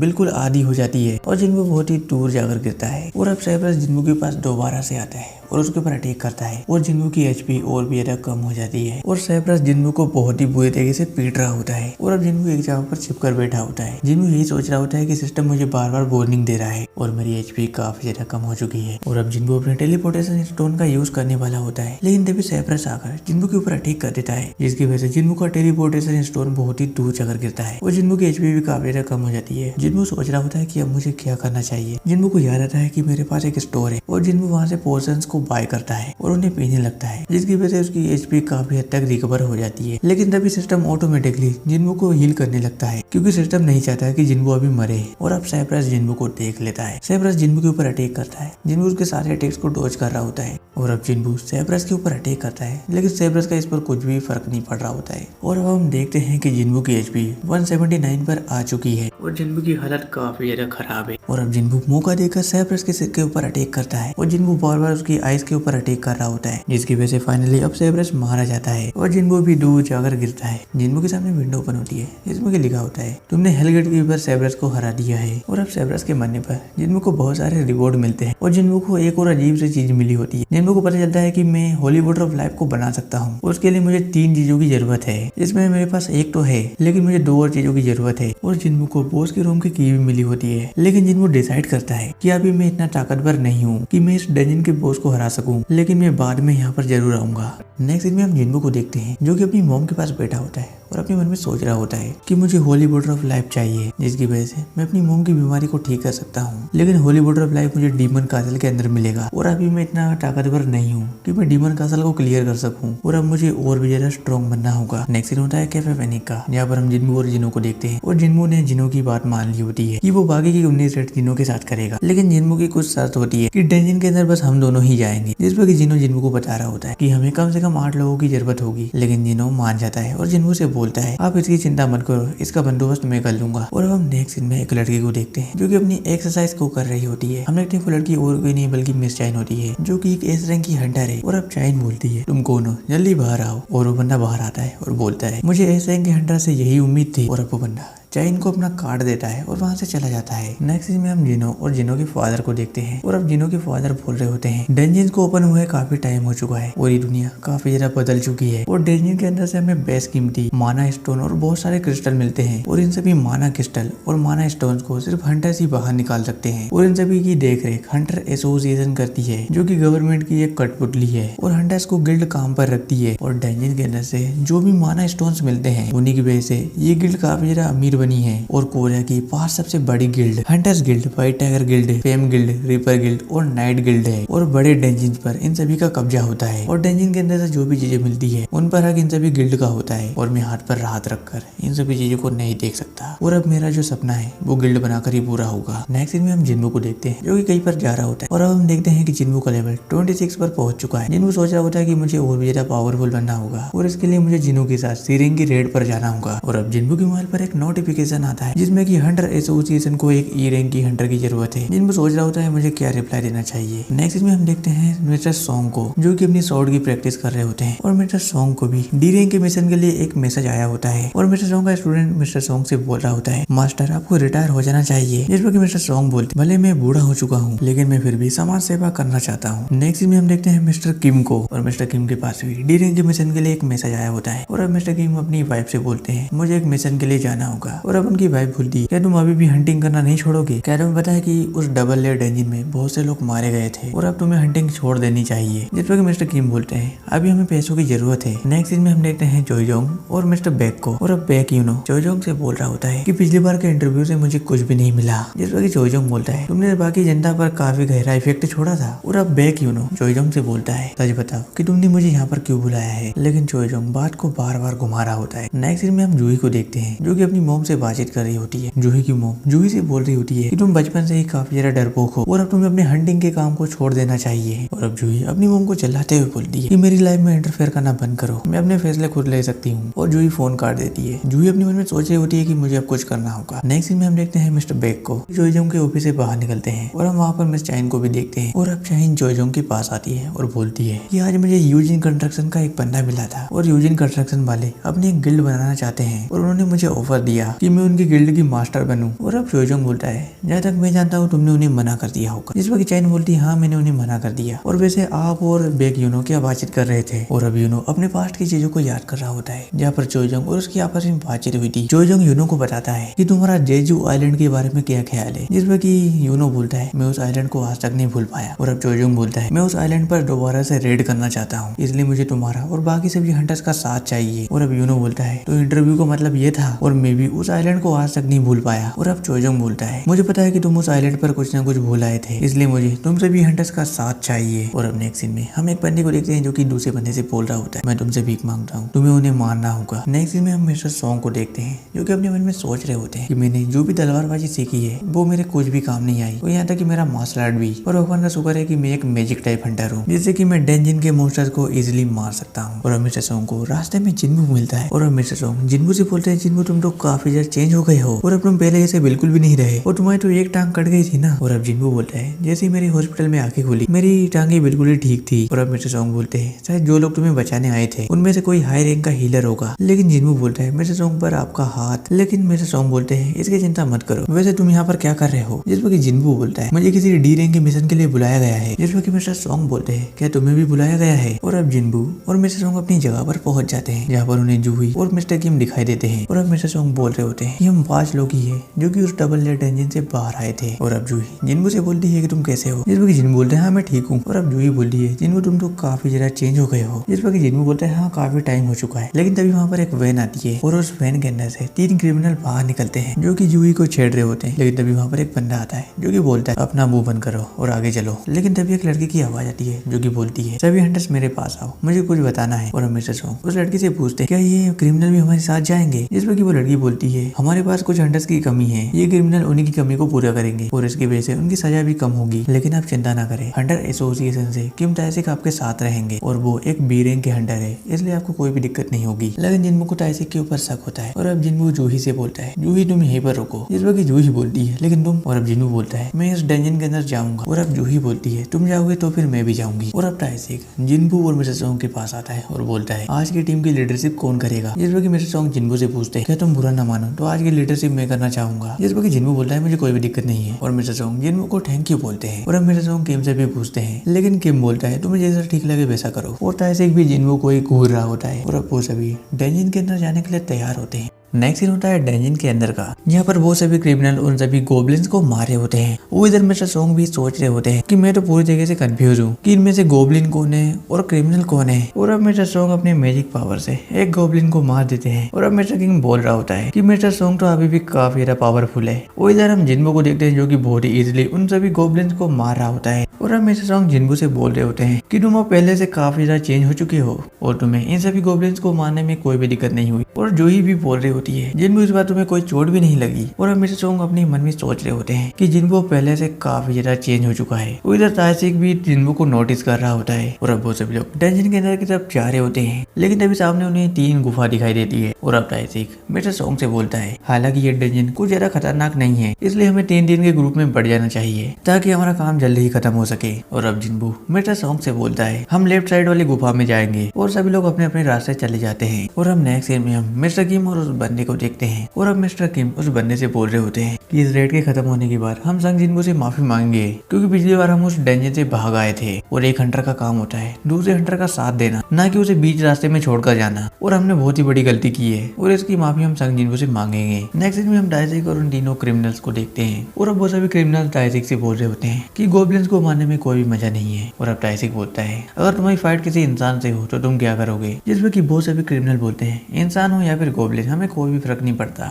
और अब हमें कुछ पास्ट का सीन दिखाया जाता है जहाँ पर टाइसिक किसी बंदे से बातचीत कर रहा होता है और अब वो बंदा टाइसिक से बोलता है कि मुझे तुम्हारी मदद चाहिए, तुम्हें उन तीनों क्रिमिनल्स को मारना होगा। उन्होंने मेरी बेटी के साथ बहुत ही बुरा किया है, जिसकी वजह से मेरी बेटी ने फांसी लगा ली और मेरी वाइफ अभी हॉस्पिटल में है और कुछ सालों के बाद वो केरी इस शहर में आराम से घूमेंगे और ये है $100 बिलियन।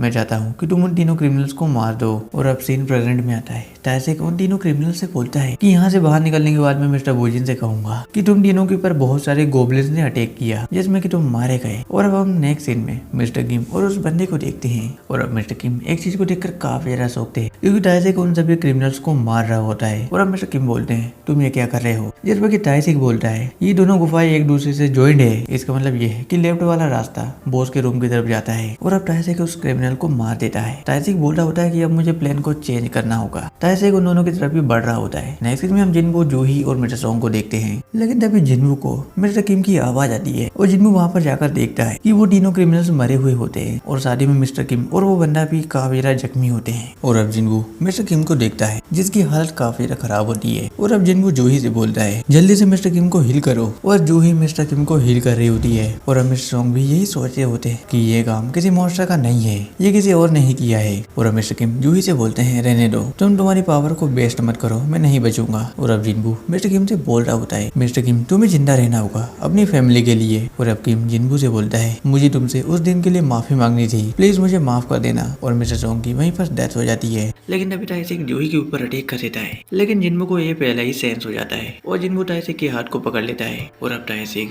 सभी लोगों से बोलता है पहले तो मैं हीलर को मारना चाहता था, लेकिन मैं शुरुआत अब तुमसे करूंगा। और अब मिस्टर सॉन्ग टाइसिक से बोलते हैं तुम ये क्या कर रहे हो, तुम हंटर एसोसिएशन से नहीं बच पाओगे। जिस पर टाइसिक बोलता है तीनों क्रिमिनल्स ने भागने की कोशिश की और उन तीनों ने सभी हंटर्स को मार दिया और मैं बॉस से फाइट कर रहा था। उन्होंने मुझे भी मारने की कोशिश की थी, लेकिन मैं एक बी रैंक का हंटर था, इसलिए वो लोग मुझे नहीं मार पाए और मुझे उन्हें मारना पड़ा। कहानी कैसी लगी मैं हंटर एसोसिएशन को यही स्टोरी बताऊंगा। और अब जिनबू टाइसिक को मारने के लिए आगे बढ़ता है, लेकिन तभी मिस्टर सॉन्ग बोलते हैं जिनबू तुम इसका सामना नहीं कर पाओगे, मैं इससे फाइट करूंगा। और अब मिस्टर सॉन्ग जूही से बोलता है जूही क्या तुम अपने हीलिंग मैजिक से मेरी पावर बढ़ा सकती हो। और अब जूही मिस्टर सॉन्ग की पावर को बढ़ा देती है। मिस्टर सॉन्ग और टाइसिक की फाइट स्टार्ट हो जाती है। टाइसिक बोल रहा होता है तुम्हारी मेन पावर तुम्हारा मैजिक है, लेकिन तभी मिस्टर सॉन्ग टाइसिक को बीच से काट देते हैं, लेकिन टाइसिक को कुछ भी नहीं होता, ये उसकी एक स्पेशल एबिलिटी थी। टाइसिक मिस्टर सॉन्ग के साइड पर आ जाता है और अब टाइसिक मिस्टर सॉन्ग की फाइट चल रही होती है और टाइसिक मिस्टर सॉन्ग को जख्मी कर देता है, लेकिन तभी जूही मिस्टर सॉन्ग को हील कर देती है। टाइसिक सोच रहा होता है कि मुझे हीलर को पहले मारना होगा। टाइसिक जूही की तरफ आ रहा होता है, लेकिन तभी मिस्टर सॉन्ग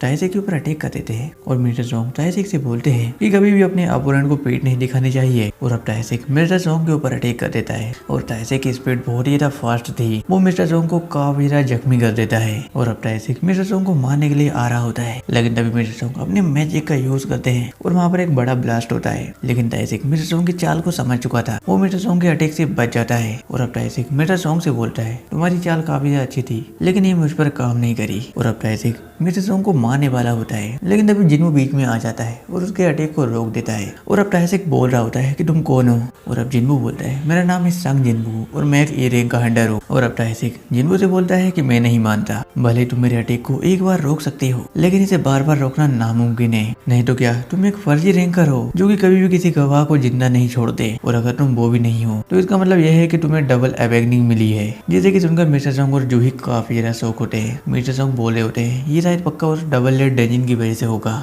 और अब टाइसिक सोचता है क्या ये वही संग जिनबू है जिससे कि मैं पहले मिला था, लेकिन ये उस बंदे से बिल्कुल ही अलग लगता है। और जब मैंने इसकी रैंक मानोमीटर से नापी थी तो इसकी रैंक बहुत ज्यादा कम थी, शायद इसकी पावर बाद में जागी होगी, लेकिन मुझे इससे कोई भी फर्क नहीं पड़ता, तुम्हें फाइट का एक्सपीरियंस बहुत ही कम है, चलो तो मैं तुम्हें सिखाता हूँ। और अब जिनबू टाइसिक से बोल रहा होता है कि तुमने उन्हें क्यों मारा। जिस पर टाइसिक बोलता है क्या तुम उन्हीं तीनों क्रिमिनल्स की बात कर रहे हो, उन्होंने एक लड़की के साथ बहुत ही बुरा किया था इसलिए मैंने उसे मारा। जिस पर जिनबू बोलता है मैंने ये नहीं पूछा तुमने मिस्टर किम और मिस्टर कंग को क्यों मारा, और तुमने उन्हें बहुत ही तड़वा तड़वा कर मारा है। जिस पर टाइसिक बोलता है क्या तुम ये जानना चाहते हो। अब हमें पास्ट का सीन दिखाया जाता है जहाँ पर टाइसिक उसी बंदे से बोलता है मैं तुम्हारे एक काम को करने के लिए तैयार हूँ, लेकिन मुझे इसके लिए और भी ज्यादा पैसा चाहिए, और क्या तुम्हें एक चीज के बारे में पता है। और अब टाइसिक उस बंदे को अपने बारे में बता रहा होता है कि मैं एक बी रैंक का हंटर हूँ और मुझे बहुत सी बड़ी बड़ी गिल्ड से ऑफर आ चुके हैं, लेकिन मैंने उन्हें ठुकरा दिया। और क्या तुम्हें पता है कि मैं चंद पैसों के लिए हंटर एसोसिएशन में क्यों काम करता हूँ, क्योंकि मुझे मॉन्स्टर्स से ज्यादा इंसानों को मारने में मजा आता है। और अब टाइसिक और जिनबू की फाइट स्टार्ट हो जाती है, दोनों ही एक दूसरे पर अटैक कर रहे होते हैं,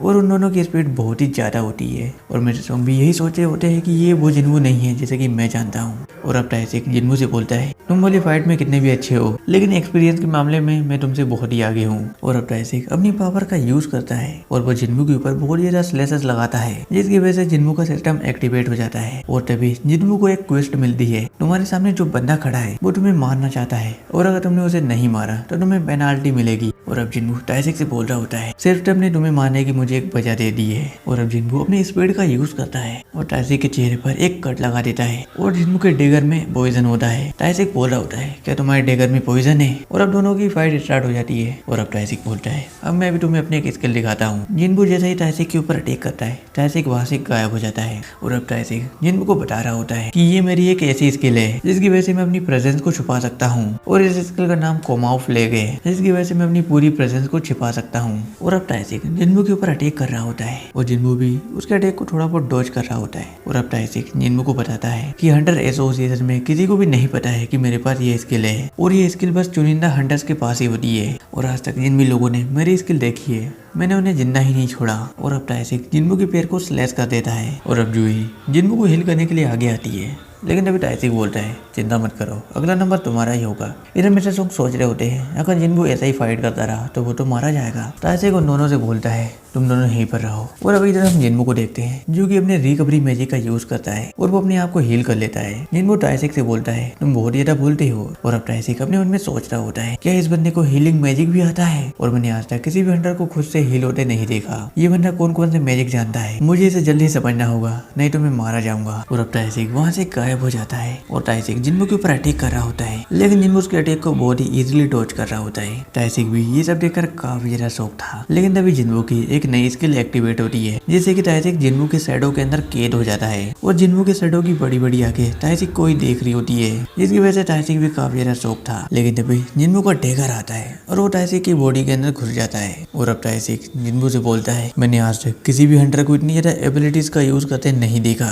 क्या तुम मुझे बताओगे कि तुम कौन हो? जिस पर जिन्वू बोलता है, मुझे भी नहीं पता, मैं भी इस चीज को खुद समझने की कोशिश कर रहा हूँ। जिस पर टाइसिक बोलता है, प्लीज अपना नाटक करना बंद करो, मैं अब मरने वाला हूँ, प्लीज सच बताओ। जिस पर जिन्वू टाइसिक से बोलता है, तुम ऐसा समझ सकते हो मैं वो हंटर हूँ जो कि वक्त के साथ लेवल अप होता है। और अब टाइसिक जिन्वू को बताता है कि तुम्हारा शैडो एक अंधेरी दुनिया की तरफ बढ़ रहा है और तुम वक्त के साथ ताकतवर बनते जाओगे लेकिन डार्कनेस जितना ज्यादा देती है उतना ही ज्यादा छीन लेती है, तुम्हें इससे केयरफुल रहना होगा। और टाइसिक वहीं पर मर जाता है। और अब जूही और मिस्टर सोंग जिन्वू को थैंक यू बोलते हैं क्योंकि जिन्वू की वजह से उन दोनों की जान बची है। और अब जिन्वू उन दोनों से बोलता है कि तुम दोनों यहाँ से बाहर जाओ, मैं डंजन बॉस को मारकर इस डंजन को क्लोज करूंगा। और अब नेक्स्ट सीन है उस डंजन के बाहर का। और अब हम वहाँ पर मिस्टर बुजिन को देखते हैं जिन्हें की सारी बातें पता चल चुकी है। मिस्टर बुजिन अपने मन में सोच रहे होते हैं कि इतने टाइम से जो बंदा खून कर रहा था वो बंदा टाइसिक था, वो बंदा बहुत ही अजीब था और मैंने इसे नोटिस ही नहीं किया। मिस्टर बुजिन भी जिन्वू को देखकर काफी ज्यादा शौक होते हैं क्योंकि जिन्वू पहले से काफी ज्यादा चेंज हो चुका है। जिन्वू भी मिस्टर बुजिन को देखकर शौक था। और अब मिस्टर बुजिन सभी लोगों से बोलते हैं कि टाइसिक ने जो भी किया उसकी वजह से मैं तुमसे माफी मांगता हूँ, लेकिन वैसे टाइसिक को मारा किसने है? और अब जिन्वू अपने मन में सोच रहा होता है,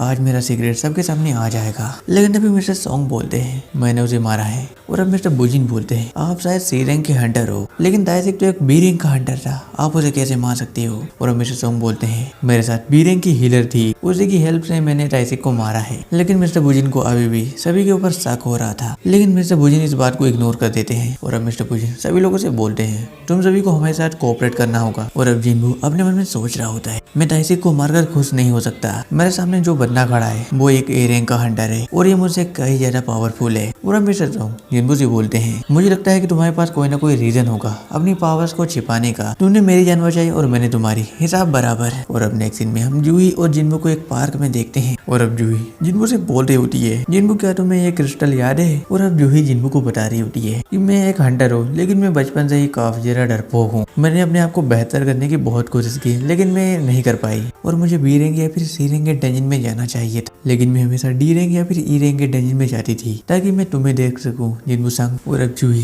जिन्वू को बता रही होती है कि तुम हर बार मौत के मुंह में होते लेकिन तुम फिर भी बचकर वापस आ ही जाते। और अब जूही जिन्वू का क्रिस्टल जिन्वू को वापस कर देती है और बोलती है, अब मैं अपने शहर बुसान वापस जा रही हूँ और मैं हंटर्स के काम को छोड़ रही हूँ और अगर तुम भूसान कभी भी आओ तो मुझे जरूर बताना, हम साथ में मिलकर डिनर करेंगे। और अब जिन्बू अपने पास्ट की चीजों को याद कर रहा होता है, जहाँ पर उसे मिस्टर बूजी ने बताया था कि तुम्हें संभल कर रहना होगा। और क्या तुम्हें वो इंसिडेंट याद है जहाँ पर सी रैंक के डंजन में डोनसू मारा गया था, और डोनसू का छोटा भाई नॉनसुक वो एक एस रैंक का हंटर है। और अगर मैं सीधे शब्दों में कहूँ तो डोनसू का छोटा भाई नॉनसुक तुम दोनों को मारना चाहता है, इसलिए मेरा यही कहना है कि शहर छोड़कर चले जाओ, वो तुम दोनों को कभी भी निशाना बना सकता है। और अब जिन्बू अपने मन में सोच रहा होता है, मुझे ताकतवर बनने की एक और वजह मिल गई, अगर मैं स्ट्रॉन्ग नहीं बना तो मैं वैसे ही मारा जाऊंगा। और अब नेक्स्ट सीन होता है अगले दिन का, जहाँ पर हम एक डेंजिन को देखते हैं, वहीं पर हम जिनो और जिन्बू को भी देखते हैं। जिन्बू जिनो से पूछ रहा होता है कि ये सभी लोग कौन है, और अब जिनो जिन्बू को बता रहा होता है कि ये हमारी स्ट्राइक टीम है, हमें डंजन के अंदर जाने के लिए 8 लोगों की जरूरत है। और अब जिन्बू बोल रहा होता है ये स्कूल की बच्ची क्या कर रही है यहाँ पर। और अब जिनो जिन्बू को बता रहा होता है अगर कोई बंदा एक बार अपनी रैंक का रिवोल्यूशन करवा लेता है तो वो डंजन के अंदर जा सकता है। और अब वो लड़की जिन्बू के पास आकर बोलती है कि तुम मुझे बच्ची नहीं बोल सकते क्योंकि मैं भी एक हंटर हूँ। और अब जिन्बू बोल रहा होता है इससे फर्क नहीं पड़ता क्योंकि डंजन के अंदर मैं और जिनो ही जाएंगे। और अब एक बंदा बोलता है क्या इसका मतलब ये है कि हमें बस बाहर खड़े रहने के पैसे मिल रहे हैं, जिस पर जिनो बोलता है हाँ, और तुम इस सीक्रेट को किसी को भी नहीं बता सकते, अगर तुमने इस रूल को तोड़ा तो तुम्हें इसका 3 गुना हमें पे करना होगा। और अब जिन्बू अपने मन में सोच रहा होता है कि ये वो रून स्टोन है जो कि मुझे तायसिक से मिला था। और अब जिन्बू जैसे ही उस रून स्टोन को तोड़ता है तायसिक की सारी एबिलिटी जिन्बू को मिल जाती है। और अब जिनो और जिन्बू उस डंजन के अंदर जाने के लिए तैयार होते हैं, लेकिन तभी जिन्बू देखता है कि जिनो ने बहुत ही महंगा आर्मर पहन रखा होता है। और अब जिनो बोलता है ये बहुत ही एक्सपेंसिव आर्मर है जैसे कि मैंने इटली से बुलाया है। और अब जिन्बू उस आर्मर को जैसे ही टच करता है जिनो नीचे गिर जाता है। और अब जिन्बू जिनो से बोलता है मेरा मानना है कि तुम इस आर्मर को उतार दो। और अब दोनों ही डंजन के अंदर चले जाते हैं। और अब कुछ लोग आपस में बातचीत कर रहे होते हैं कि एक ई रैंक का हंटर और एक डी रैंक का हंटर दोनों मिलकर एक सी रैंक के डंजन को कैसे क्लियर कर सकते हैं, वो दोनों मुसीबत में पड़ने वाले हैं। और अब 1 घंटा बीत जाता है, जिनो भागते हुए इस डंजन से बाहर आता है। सभी लोग सोच रहे होते हैं कि ये बंदा किस्मत वाला है कि ये जिंदा वापिस आ गया, लेकिन तभी एक बंदा बोलता है वो भाग कर नहीं आया, डंजन क्लोज हो रहा है। सभी लोग इस चीज को देखकर काफी ज्यादा शौक थे। और अब जिनो जिन्बू से बोलता है अगला डंजन कहाँ पर है, जिस पर जिनो बोलता है यहाँ से 1 घंटे की दूरी पर। और अब जिनो उन सभी लोगों से बोल रहा होता है कि आज हमें 3 डंजन को क्लियर करना है और तुम्हें इन सभी डंजन के अलग अलग पैसे मिलेंगे। जिन्बू और जिनो के इस कारनामे को देखकर सभी लोग काफी ज्यादा शौक थे। सभी लोगों को विश्वास ही नहीं हो रहा होता है कि एक ई रैंक का और डी रैंक का हंटर डंजन को कैसे क्लियर कर सकते हैं। और हर दिन जिनो और जिन्बू ऐसे ही अलग अलग डंजन को क्लियर करते हैं और जिन्बू को ये सब चीजें करके काफी ज्यादा लेवल अप भी मिल रहा होता है। और अब हम जिन्बू को एक डंजन में देखते हैं, उसके आसपास बहुत ही ज्यादा मॉन्स्टर्स होते हैं। हम देखते हैं जिन्बू अपने स्टेल्थ मोड का यूज कर रहा होता है और उन सभी मॉन्स्टर्स को मार रहा होता है। और ये वही स्किल है जो कि जिन्बू को तायसिक से मिली है। जिनो भी जिन्बू की इस एबिलिटी को देखकर काफी ज्यादा शौक था। जिनो यही सोच रहा होता है कि बोस पहले से काफी ज्यादा ताकतवर बन चुके हैं और जिन्बू को इन सभी मॉन्स्टर्स को मारने पर बहुत सारे स्किल्स और एबिलिटी पॉइंट मिले होते हैं, जिसकी वजह से जिन्बू पहले से काफी ज्यादा पावरफुल बन चुका था। और अब जिन्बू के सामने एक विंडो ओपन होती है। जिन्बू उसमें देखता है कि प्लेयर अपने जरूरी लेवल तक पहुंच चुका है और जिन्बू को जॉब चेंज क्वेस्ट मिलती है। और अब नेक्स्ट सीन होता है व्हाइट टाइगर गिल्ड का, जहाँ पर एक बंदा अपने मैनेजर से बोलता है मिस्टर संगमिन आपको ये देखना चाहिए। और संगमिन भी इस चीज को देखकर काफी ज्यादा शौक था कि एक बंदा सी रैंक के गेट को खरीदने के लिए 150 मिलियन कैसे खर्च कर सकता है। और अब वो बंदा बोल रहा होता है कि एक नई स्ट्राइक टीम आई है जो कि मार्केट कीमत से दुगनी कीमत देकर सी रैंक के डंजन को खरीद रही है। और ये बंदा और कोई नहीं बल्कि डी रैंक का हंटर जिनो है जो कि यूजिन कंस्ट्रक्शन के प्रेसिडेंट का बेटा है। लेकिन संगमिन उस फाइल में संग जिन्बू का नाम नोटिस करता है और संगमिन को कुछ शक होता है। नेक्स्ट सीन में हम जिनो और जिन्बू को देखते हैं जो कि एक डंजन को क्लियर करके बाहर आए होते हैं। और अब नेक्स्ट सीन दोबारा से व्हाइट टाइगर गिल्ड की तरफ शिफ्ट होता है, जहाँ पर वो बंदा अपने मैनेजर से बोल रहा होता है सर क्या आपको सच में पता है कि हंटर संग जिन्बू की शक्तियां दोबारा से जागी है। और अब संगमिन अपने असिस्टेंट को बता रहा होता है कि हंटर संग जिन्बू 3 जगह से जिंदा वापस लौटा है। पहला वो डबल लेयर डंजन, दूसरा है डोंगसुक के साथ सी रैंक की रेड जहाँ पर जिन्बू ने डोंगसुक की पूरी टीम को खत्म कर दिया, और तीसरा जहाँ पर जिन्बू की फाइट तायसिक से हुई थी। और तीनों मामलों में बहुत से लोग मारे गए, लेकिन जिन्बू ही एक ऐसा बंदा था जो कि जिंदा वापस लौटा। और अब उसका असिस्टेंट बोलता है सर हम कहाँ पर जा रहे हैं, जिस पर संगमिन बोलता है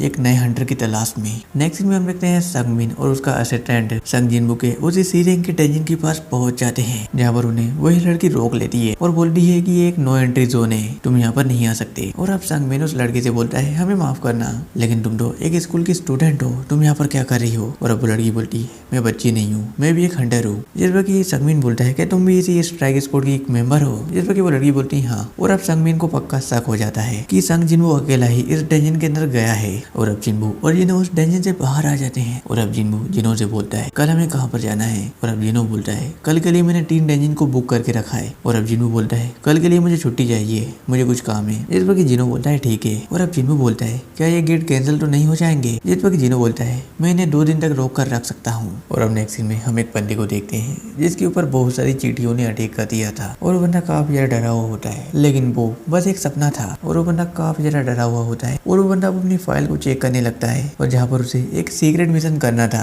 जो कि जेजू आइलैंड पर था। नेक्स्ट सीन में हम देखते हैं जिन्बू को जिसने आज के सभी गेट को क्लियर कर दिया था। लेकिन तभी जिन्बू के पीछे से संगमिन की आवाज आती है जो कि जिन्बू से बोलता है जिन्बू तुमने मेरा नाम तो सुना ही होगा, मेरा नाम है संगमिन और मैं व्हाइट टाइगर गिल्ड से हूँ, मैं आपसे कुछ देर बातचीत करना चाहता हूँ। और अब नेक्स्ट सीन होता है कैफे पैनिक का जहाँ पर संगमिन जिन्बू को बता रहा होता है तुमने व्हाइट टाइगर गिल्ड का नाम तो सुना ही होगा जो कि इस देश के टॉप 5 गिल्डों में से एक है। और अब संगमिन बोलता है चलो तो मैं सीधे मुद्दे पर आता हूँ, हम यूजिन कंस्ट्रक्शन वालों से 2 गुना कीमत देंगे लेकिन आपको हमारे साथ काम करना होगा। और अब जिन्बू संगमिन से बोलता है वैसे व्हाइट टाइगर गिल्ड के हेडक्वार्टर की कीमत क्या है? जिस पर कि संगमिन बोलता है 50 बिलियन के आसपास। जिस पर कि जिन्बू बोलता है क्या तुम उस हेडक्वार्टर को मुझे देना चाहते हो? जिस पर कि संगमिन बोलता है मैं कुछ समझा नहीं। और अब जिन्बू संगमिन को बताता है कि यूजिन कंस्ट्रक्शन वाले अपनी गिल्ड का हेडक्वार्टर मेरे नाम पर करने वाले हैं जिसकी करंट कीमत 3000 करोड़ है और तुम मुझे अपनी गिल्ड में ज्वाइन करने वाले हो। इसका मतलब यह है कि तुम अपनी गिल्ड का हेडक्वार्टर मेरे नाम पर कर रहे हो। जिसे सुनकर संगमिन भी काफी ज्यादा शौक था। और अब संगमिन बोलता है इन सभी चीजों का डिसीजन मेरे गिल्ड मास्टर लेते हैं, मुझे उनसे परमिशन लेनी होगी। जिस पर कि जिन्बू बोलता है तो फिर यहाँ पर मेरा कुछ भी काम नहीं है। जिन्बू वहाँ से जाने लगता है लेकिन जिन्बू संगमिन से पूछता है तुम्हें मेरे बारे में पता कैसे चला? क्या तुम मेरी जासूसी कर रहे थे? और अब जिन्बू अपने स्टेल्थ मोड का यूज करता है और वहाँ से गायब हो जाता है। संगमिन सोच रहा होता है कि जिन्बू के पास गायब होने की एबिलिटी है, तभी यूजिन कंस्ट्रक्शन वाले जिन्बू को इतनी कीमत दे रहे हैं। लेकिन तभी जिन्बू संगमिन के गालों पर एक कट मार देता है जिसकी वजह से संगमिन भी काफी ज्यादा शौक था। और अब जिन्बू संगमिन से पूछता है तुम्हें मेरे बारे में कैसे पता चला? और अब संगमिन बोलता है हमें पता चला कि कोई बंदा है जो कि सीरेंग के गेट को ज्यादा से ज्यादा पैसों में खरीद रहा है और हमारे गिल्ड के हंटर्स को प्रैक्टिस में प्रॉब्लम हो रही है, इसलिए मैं इस चीज की तहकीकात करने के लिए आगे आया और तभी मुझे तुम्हारा नाम पता चला और मैं यहाँ तक पहुँच गया। और अब जिन्बू बोलता है मेरे बारे में कितने लोगों को पता है? और अब संगमिन बोलता है मैं और बस मेरे असिस्टेंट के अलावा किसी को भी नहीं पता है। और अब जिन्बू संगमिन से बोलता है मुझे अपने सीक्रेट को सीक्रेट रखना ही पसंद है और मुझे ये बिल्कुल भी पसंद नहीं कि किसी को ये पता चले, और अगर ये किसी को पता चलता है तो मेरा शक तुम दोनों पर ही जाएगा। और अब संगमिन बोलता है वैसे तो मुझे गिल्ड मास्टर को रिपोर्ट देनी पड़ती है लेकिन मैं मरना भी नहीं चाहता, मैं इस चीज का ख्याल रखूंगा। और अब जिन्बू संगमिन से बोलता है मुझे माफ करना लेकिन हमें कुछ टाइम तक सीरेंग के गेट को बुक करना होगा। और अब संगमिन बोलता है लेकिन हमारे हंटर्स को काफी ज्यादा प्रॉब्लम हो रही है। और अब जिन्बू बोलता है मैं तुम्हें 3 सीरेंग के गेट बेचने के लिए तैयार हूँ और अगर तुमने इन 3 गेट को नहीं खरीदा तो कुछ दिनों तक तुम्हें गेट नहीं मिलेंगे। और अब संगमिन अपने मन में सोच रहा होता है इसने तो मुझे ही फंसा दिया। संगमिन बोलता है मुझे मंजूर है लेकिन इसकी कीमत क्या है? और अब जिन्बू बोलता है एक गेट की कीमत 30 करोड़ है। और अब संगमिन बोलता है ये तो बहुत ही ज्यादा है। अगर हम सीरेंग के गेट के एसएस स्टोन और माना स्टोन को देखते हैं तो उनकी कीमत मार्केट में बस 20 करोड़ ही है, मैं बस आपको 20 करोड़ ही दे सकता हूँ। जिस पर जिन्बू मान जाता है। और अब जिन्बू बोलता है शाम तक इस अकाउंट में पैसे ट्रांसफर कर देना। और अब जिन्बू संगमिन से बोलता है अपना मुंह खोलो और आंखें बंद करो। जिन्बू उसे एक पोर्शन पिलाता है जिसकी वजह से उसकी चोट हील हो जाती है। और अब संगमिन जिन्बू से बोलता है आपने मुझे वो चीज दिखाई है जिसके बारे में मैं बिल्कुल भी नहीं जानता था, इसका मतलब मैं ये समझ सकता हूँ कि आप मुझ पर विश्वास करते हो। और अब जिन्बू बोलते हैं हाँ तब तक ही जब तक तुम अपना मुंह बंद रखोगे। और अब संगमिन का असिस्टेंट संगमिन के पास आता है और बोलता है क्या कुछ बात बनी? इस पर संगमिन बोलता है हाँ बात बन गई। नेक्स्ट में हम जिन्बू को देखते हैं जो कि जिनो से बातचीत कर रहा होता है और जहाँ पर जिन्बू से पूछ रहा होता है सर आपने इन गेटों को इतने महंगे दामों में कैसे बेचा? जिस पर जिन्बू बोलता है ये मेरा टॉप सीक्रेट है।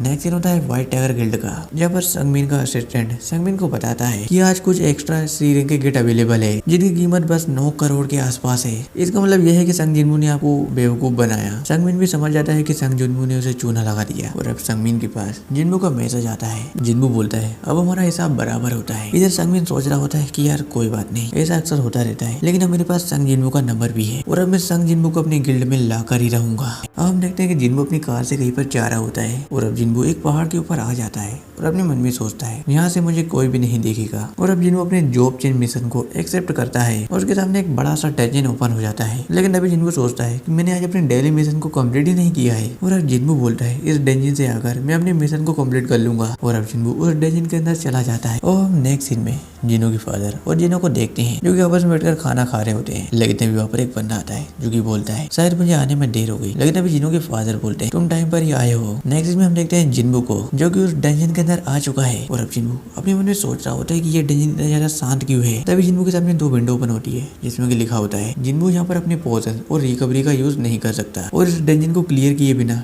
जिन्बू यहाँ से बाहर भी नहीं निकल सकता। जिन्बू सोच रहा होता है कि मुझे होशियार रहना होगा। लेकिन तभी जिन्बू को किसी के पैरों की आवाज आती है। जिन्बू देखता है कि उसके सामने से कोई बंदा आ रहा होता है जिसने की आर्मर पहन रखा था और अब जिन्बू और उस मॉन्स्टर की फाइट स्टार्ट हो जाती है। जिन्बू देखता है कि मेरे अटैक इसके आर्मर पर काम ही नहीं कर रहे हैं। लेकिन तभी जिन्बू अपनी पास्ट की चीजों को याद करता है कि मैंने कैसे कसाका को हराया था। जिन्बू उस आर्मर वाले बंदे को पकड़ लेता है और उसे बीच में से फाड़ देता है। लेकिन जिन्बू के सामने से ऐसे बहुत से नाइट आ रहे होते हैं। नेक्स्ट में हम देखते हैं जिन्हो के फादर और जिन्हो को और अब जिन्हो के फादर उस बंदे से बोलते हैं गिल्ड बनाने का काम कैसा चल रहा है। जिस पर वो बंदा बोलता है व्यूंग और मिस चाई ने हमें मना कर दिया है लेकिन मुझे इसकी चिंता नहीं है क्योंकि मेरी बात यूरोप के हंटर से हो गई है और वो बहुत जल्द ही हमारी गिल्ड में ज्वाइन हो जाएंगे। अब हमें पता चलता है ये बंदा जिन्हो का बड़ा भाई है और इस बंदे का नाम संग है। और अब संग जिन्हो से बोलता है मुझे पता है कि तुम चोरी छुपे किसी सीक्रेट मिशन में लगे हो और तुम ज्यादा पैसे देकर सी रैंक के डंजन्स को खरीद रहे हो लेकिन तुम मेरे रास्ते में मत आना। और जिन्हो अपने मन में यही सोच रहा होता है कि इन्हें मेरे बॉस की पावर के बारे में नहीं पता है। नेक्स्ट सीन में हम देखते हैं जिन्बू को जो कि उन सभी नाइट से फाइट कर रहा होता है और थोड़ी देर की मेहनत के बाद जिन्बू उन सभी नाइट को मार देता है। जिन्बू सोच रहा होता है कि अगर मैं इनसे ऐसे ही फाइट करता रहूंगा तो मैं थक जाऊंगा। लेकिन तभी जिन्बू को सेंस हो जाता है कि उसके पीछे कोई मॉन्स्टर खड़ा है। जिन्बू उसे मार देता है और अब जिन्बू सोच रहा होता है ये तो मैजिशियंस है और इनके पास इनविजिबल होने की एबिलिटी भी है। और अब बहुत सारे नाइट जिन्बू के ऊपर अटैक कर देते हैं जिसमें से कुछ असैसिन्स होते हैं और बहुत सारे नाइट अपने एरो से जिन्बू के ऊपर अटैक कर रहे होते हैं। जिन्बू यही सोच रहा होता है कि ये सब मुझ पर भारी पड़ रहे हैं, इनके पास अलग अलग मैजिक पावर है और मुझे इन्हें जल्दी मारना होगा नहीं तो मेरा थकावट का लेवल बहुत ज्यादा बढ़ता जा रहा है। और अब नेक्स्ट सीन में हम देखते हैं चोईजोंग को जो कि बाकी हंटर से बोल रहा होता है तुम्हारा स्वागत है और अब टाइम आ चुका है। वही नेक्स्ट सीन में हम देखते हैं जिन्बू को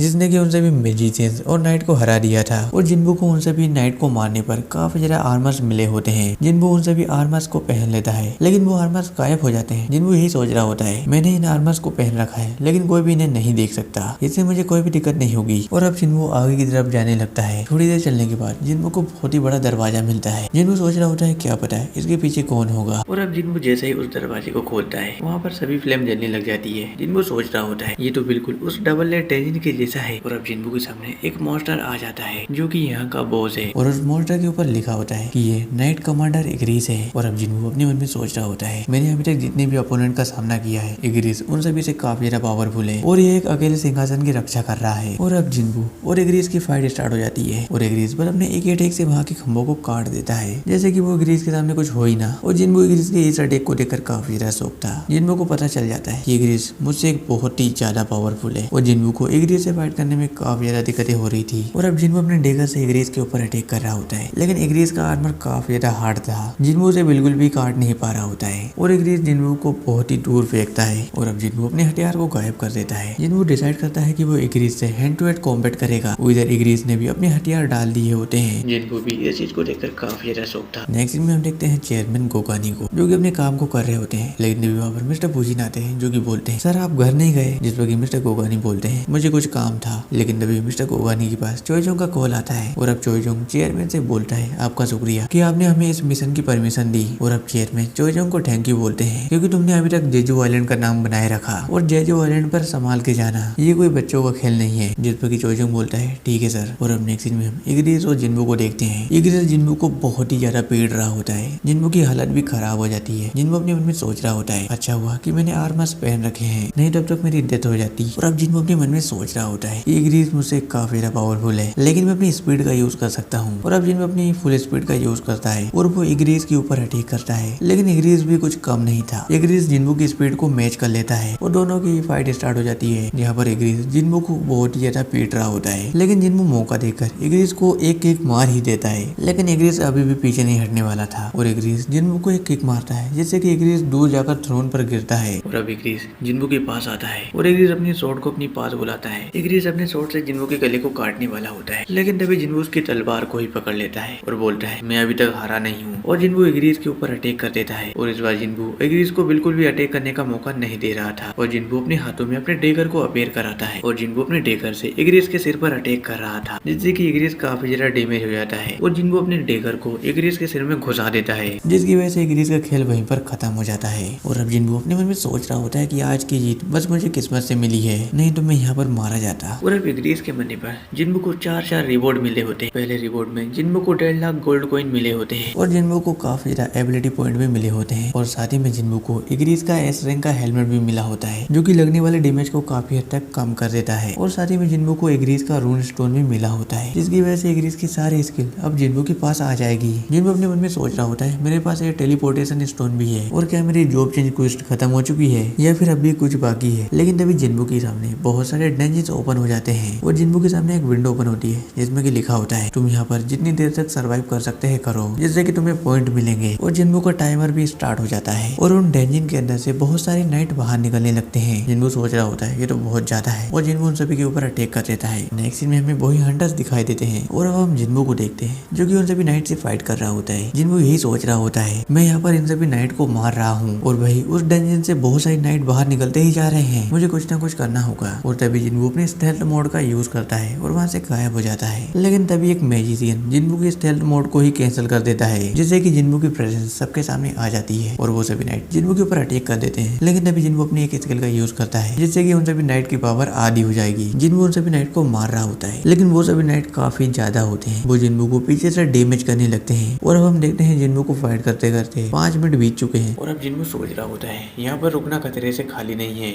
मुझे इस रून स्टोन का यूज करना ही होगा। जिन्बू जैसे ही उस रून स्टोन का यूज करने वाला होता है लेकिन तभी एक नाइट जिन्बू के ऊपर अटैक कर देता है जिसकी वजह से जिन्बू का रून स्टोन बहुत ही दूर जाकर गिरता है और जिन्बू के सामने बहुत सारे नाइट होते हैं जो कि जिन्बू के ऊपर अटैक करने आ रहे होते हैं। हम देखते हैं जिन्बू को वो सभी नाइट काफी ज्यादा पीट रहे होते हैं। जिन्बू अपने मन में सोच रहा होता है मेरे पास टेलीपोर्टेशन स्टोन ढूंढने का टाइम नहीं है, बस मेरे पास एक ही रास्ता है, मुझे सभी नाइट को मारना होगा। और अब जिन्बू और उन सभी नाइट की फाइट स्टार्ट हो जाती है। जिन्बू अपने मन में सोच रहा होता है कि मैं अपनी एबिलिटीज का यूज भी नहीं कर सकता लेकिन मैं हार नहीं मानूंगा। जिन्बू और उन सभी नाइट की फाइट चल रही होती है लेकिन वो नाइट खत्म होने का नाम ही नहीं ले रहे थे और अब जिन्बू अपने माइंड के अंदर खो जाता है और वो सभी नाइट जिन्बू को मार रहे होते हैं। जिन्बू अपने माइंड के अंदर अपनी पुरानी चीजों को याद कर रहा होता है जहाँ पर कैसे सभी लोग उसका मजाक उड़ा रहे थे। और अब मिसेस होंग जिन्बू से बोल रहे होते हैं तुमने बहुत मेहनत कर ली, अब तुम्हें आराम करना चाहिए। और जूही भी जिन्बू से यही बोलती है और अब जिन्बू के पीछे से एक बंदे की आवाज आती है। हम देखते हैं वो बंदा और कोई नहीं, वो भी संग जिन्बू ही होता है और जिन्बू अभी अपनी माइंड के अंदर है। और अब दूसरा जिन्बू से बोल रहा होता है तुम देखने में तो काफी ज्यादा स्ट्रॉन्ग लगती हो लेकिन तुम अभी भी वही ए रैंक के कमजोर हंटर हो और तुम आज भी यहाँ पर मारे जाओगे। हम देखते हैं वो सभी नाइट जिन्बू को काफी ज्यादा पीट रहे होते हैं और अब दूसरा जिन्बू अपने पहले वाले जिन्बू से बोल रहा होता है तुम पहले भी हारे हुए थे और अब भी हारे हुए हो। लेकिन तभी जिन्बू के सामने एक विंडो ओपन होती है जिसमें कि लिखा होता है तुमने अपने डेली मिशन को पूरा नहीं किया है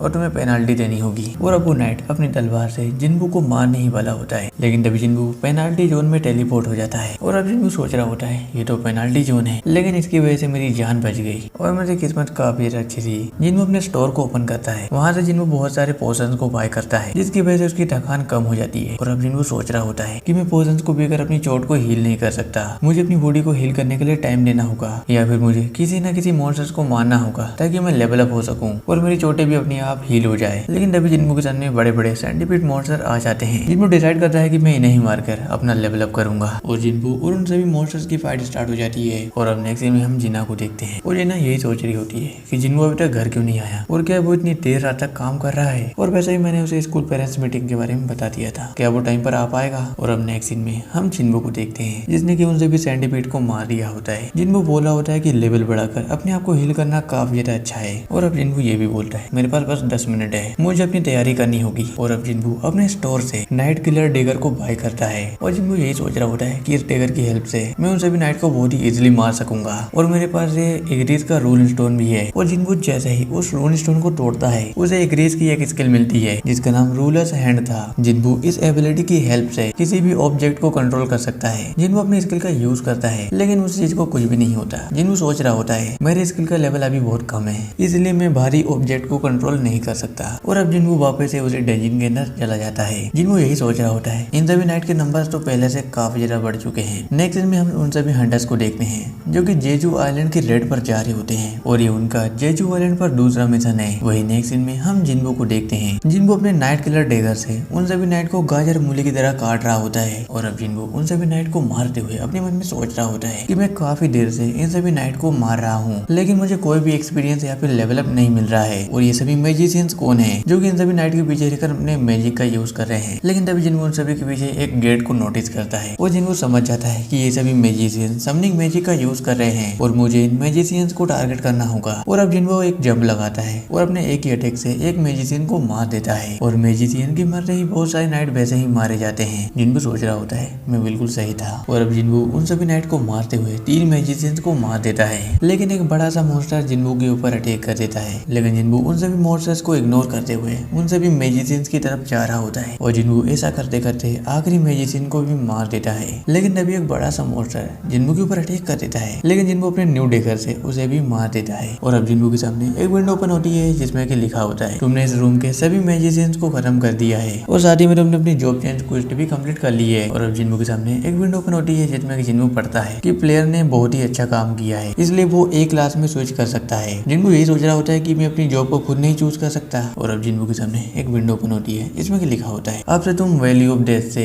मॉन्स्टर्स को समन कर सकते हो और वो सभी मॉन्स्टर्स तुम्हें फॉलो करेंगे, जिससे कि तुम अपनी खुद की आर्मी बना सकते हो। और अब जिन्वो अपनी जॉब को देखता है। जिन्वो की जॉब एक नेक्रोमेंसर की थी और अब हमें नेक्रोमेंसर के बारे में बताया जाता है। नेक्रोमेंसर एक ऐसा मैजिशियन होता है जो कि अपने लिए बहुत सारे मॉन्स्टर्स को समन कर सकता है। जिन्वो सोच रहा होता है यार मैं तो एक असेसन हूँ और अगर मैं एक नेक्रोमेंसर बन जाता हूँ तो मेरे ऊपर काफी ज्यादा एलिगेशंस लगेंगे। और जिन्वो के सामने विंडो ओपन होती है, क्या तुम्हें ये एक्सेप्ट है या फिर नहीं। जिन्वो उसे मना कर देता है, लेकिन तभी जिन्वो के सामने वही विंडो दोबारा से ओपन होती है कि नेक्रोमेंसर एक हाइडन क्लास है। और अब जिन्वो अपने मन में सोच रहा होता है जरूर इसमें कोई ना कोई बात होगी, लेकिन मुझे इसके फायदे भी नहीं पता है। जिन्वो सोच रहा होता है कि मुझे अब क्या करना चाहिए। और अब जिन्वो को याद आता है कि ये सभी मैजिशियन भी एक नेक्रोमेंसर जैसे थे जो कि बहुत सारे मॉन्स्टर्स को समन कर सकते थे और अगर मेरा लेवल अप होगा तो मेरी शैडो आर्मी भी लेवल अप करेगी। और अब जिन्वो उसे एक्सेप्ट कर लेता है। और अब जिन्वो के सामने एक विंडो ओपन होती है जिसमें लिखा होता है कि प्लेयर ने अपने टेलीपोर्टेशन स्टोन का यूज नहीं किया है और साथ ही में उसने सभी एनिमीज को हराया है और प्लेयर ने काफी ज्यादा पॉइंट इकट्ठा किए हैं और साथ ही में उसे बोनस पॉइंट भी मिले हैं, इसलिए प्लेयर को एक हाई क्लास में प्रमोट किया जाएगा। और अब जिन्वो नेक्रोमेंसर से प्रमोट होकर एक शैडो मुनाज बन चुका है। और अब जिन्वो भी काफी ज्यादा शौक था क्या मुझे नई क्लास मिल चुकी है और क्या मैंने सच में इतने ज्यादा पॉइंट इकट्ठा कर लिए थे। और अब जिन्वो को उन सभी नाइट की आवाजें सुनाई दे रही होती है और अब जिन्वो को उन सभी नाइट के ऊपर एक विंडो दिखाई देती है कि जिन्वो इन सभी नाइट के शैडो को एक्सट्रैक्ट कर सकता है। और तभी जिन्वो के सामने एक विंडो ओपन होती है जिसमें लिखा होता है तुम्हें एक कमांड चूज करनी होगी जिससे कि तुम इनके शैडो को एक्सट्रैक्ट कर सको। और अब जिन्वो अराइज नाम के वर्ड को चूज करता है। जिन्वो के अराइज बोलते ही सभी नाइट के शैडो बाहर निकल जाते हैं और जिन्वो भी इसे देखकर काफी ज्यादा खुश था। और अब जिन्वो सोच रहा होता है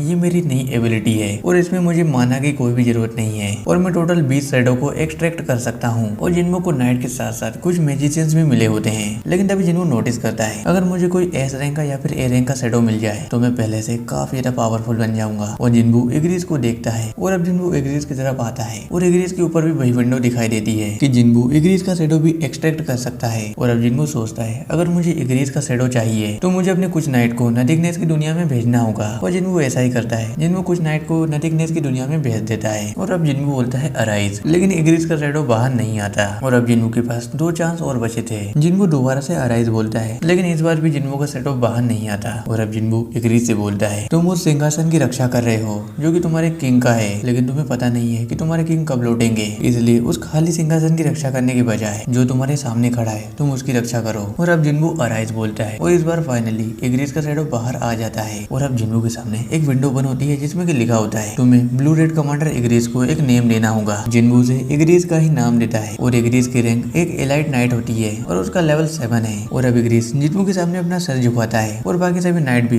बिल्कुल ऐसा ही करते हैं। और इन सभी चीजों को देखकर जिन्वो भी काफी ज्यादा खुश था। तो दोस्तों इसी के साथ हमारी वीडियो का यहीं पर एंड होता है। और अगर एक्सप्लेनेशन अच्छी लगी हो तो वीडियो को लाइक और चैनल को सब्सक्राइब भी कर देना और अपने दोस्तों को भी ये वीडियो शेयर कर देना। और इसका नेक्स्ट सीजन भी जल्दी आ रहा है। अगर आप इसके नेक्स्ट सीजन को देखना चाहते हो तो इस वीडियो पर 10,000 व्यू, 1,000 लाइक और 100 कमेंट पूरे कर देना। मैं इसका नेक्स्ट सीजन लेकर जल्दी ही आऊंगा और ज्यादा से ज्यादा दोस्तों को ये वीडियो शेयर कर देना। मिलते हैं नेक्स्ट वीडियो में, जब तक के लिए बाय बाय।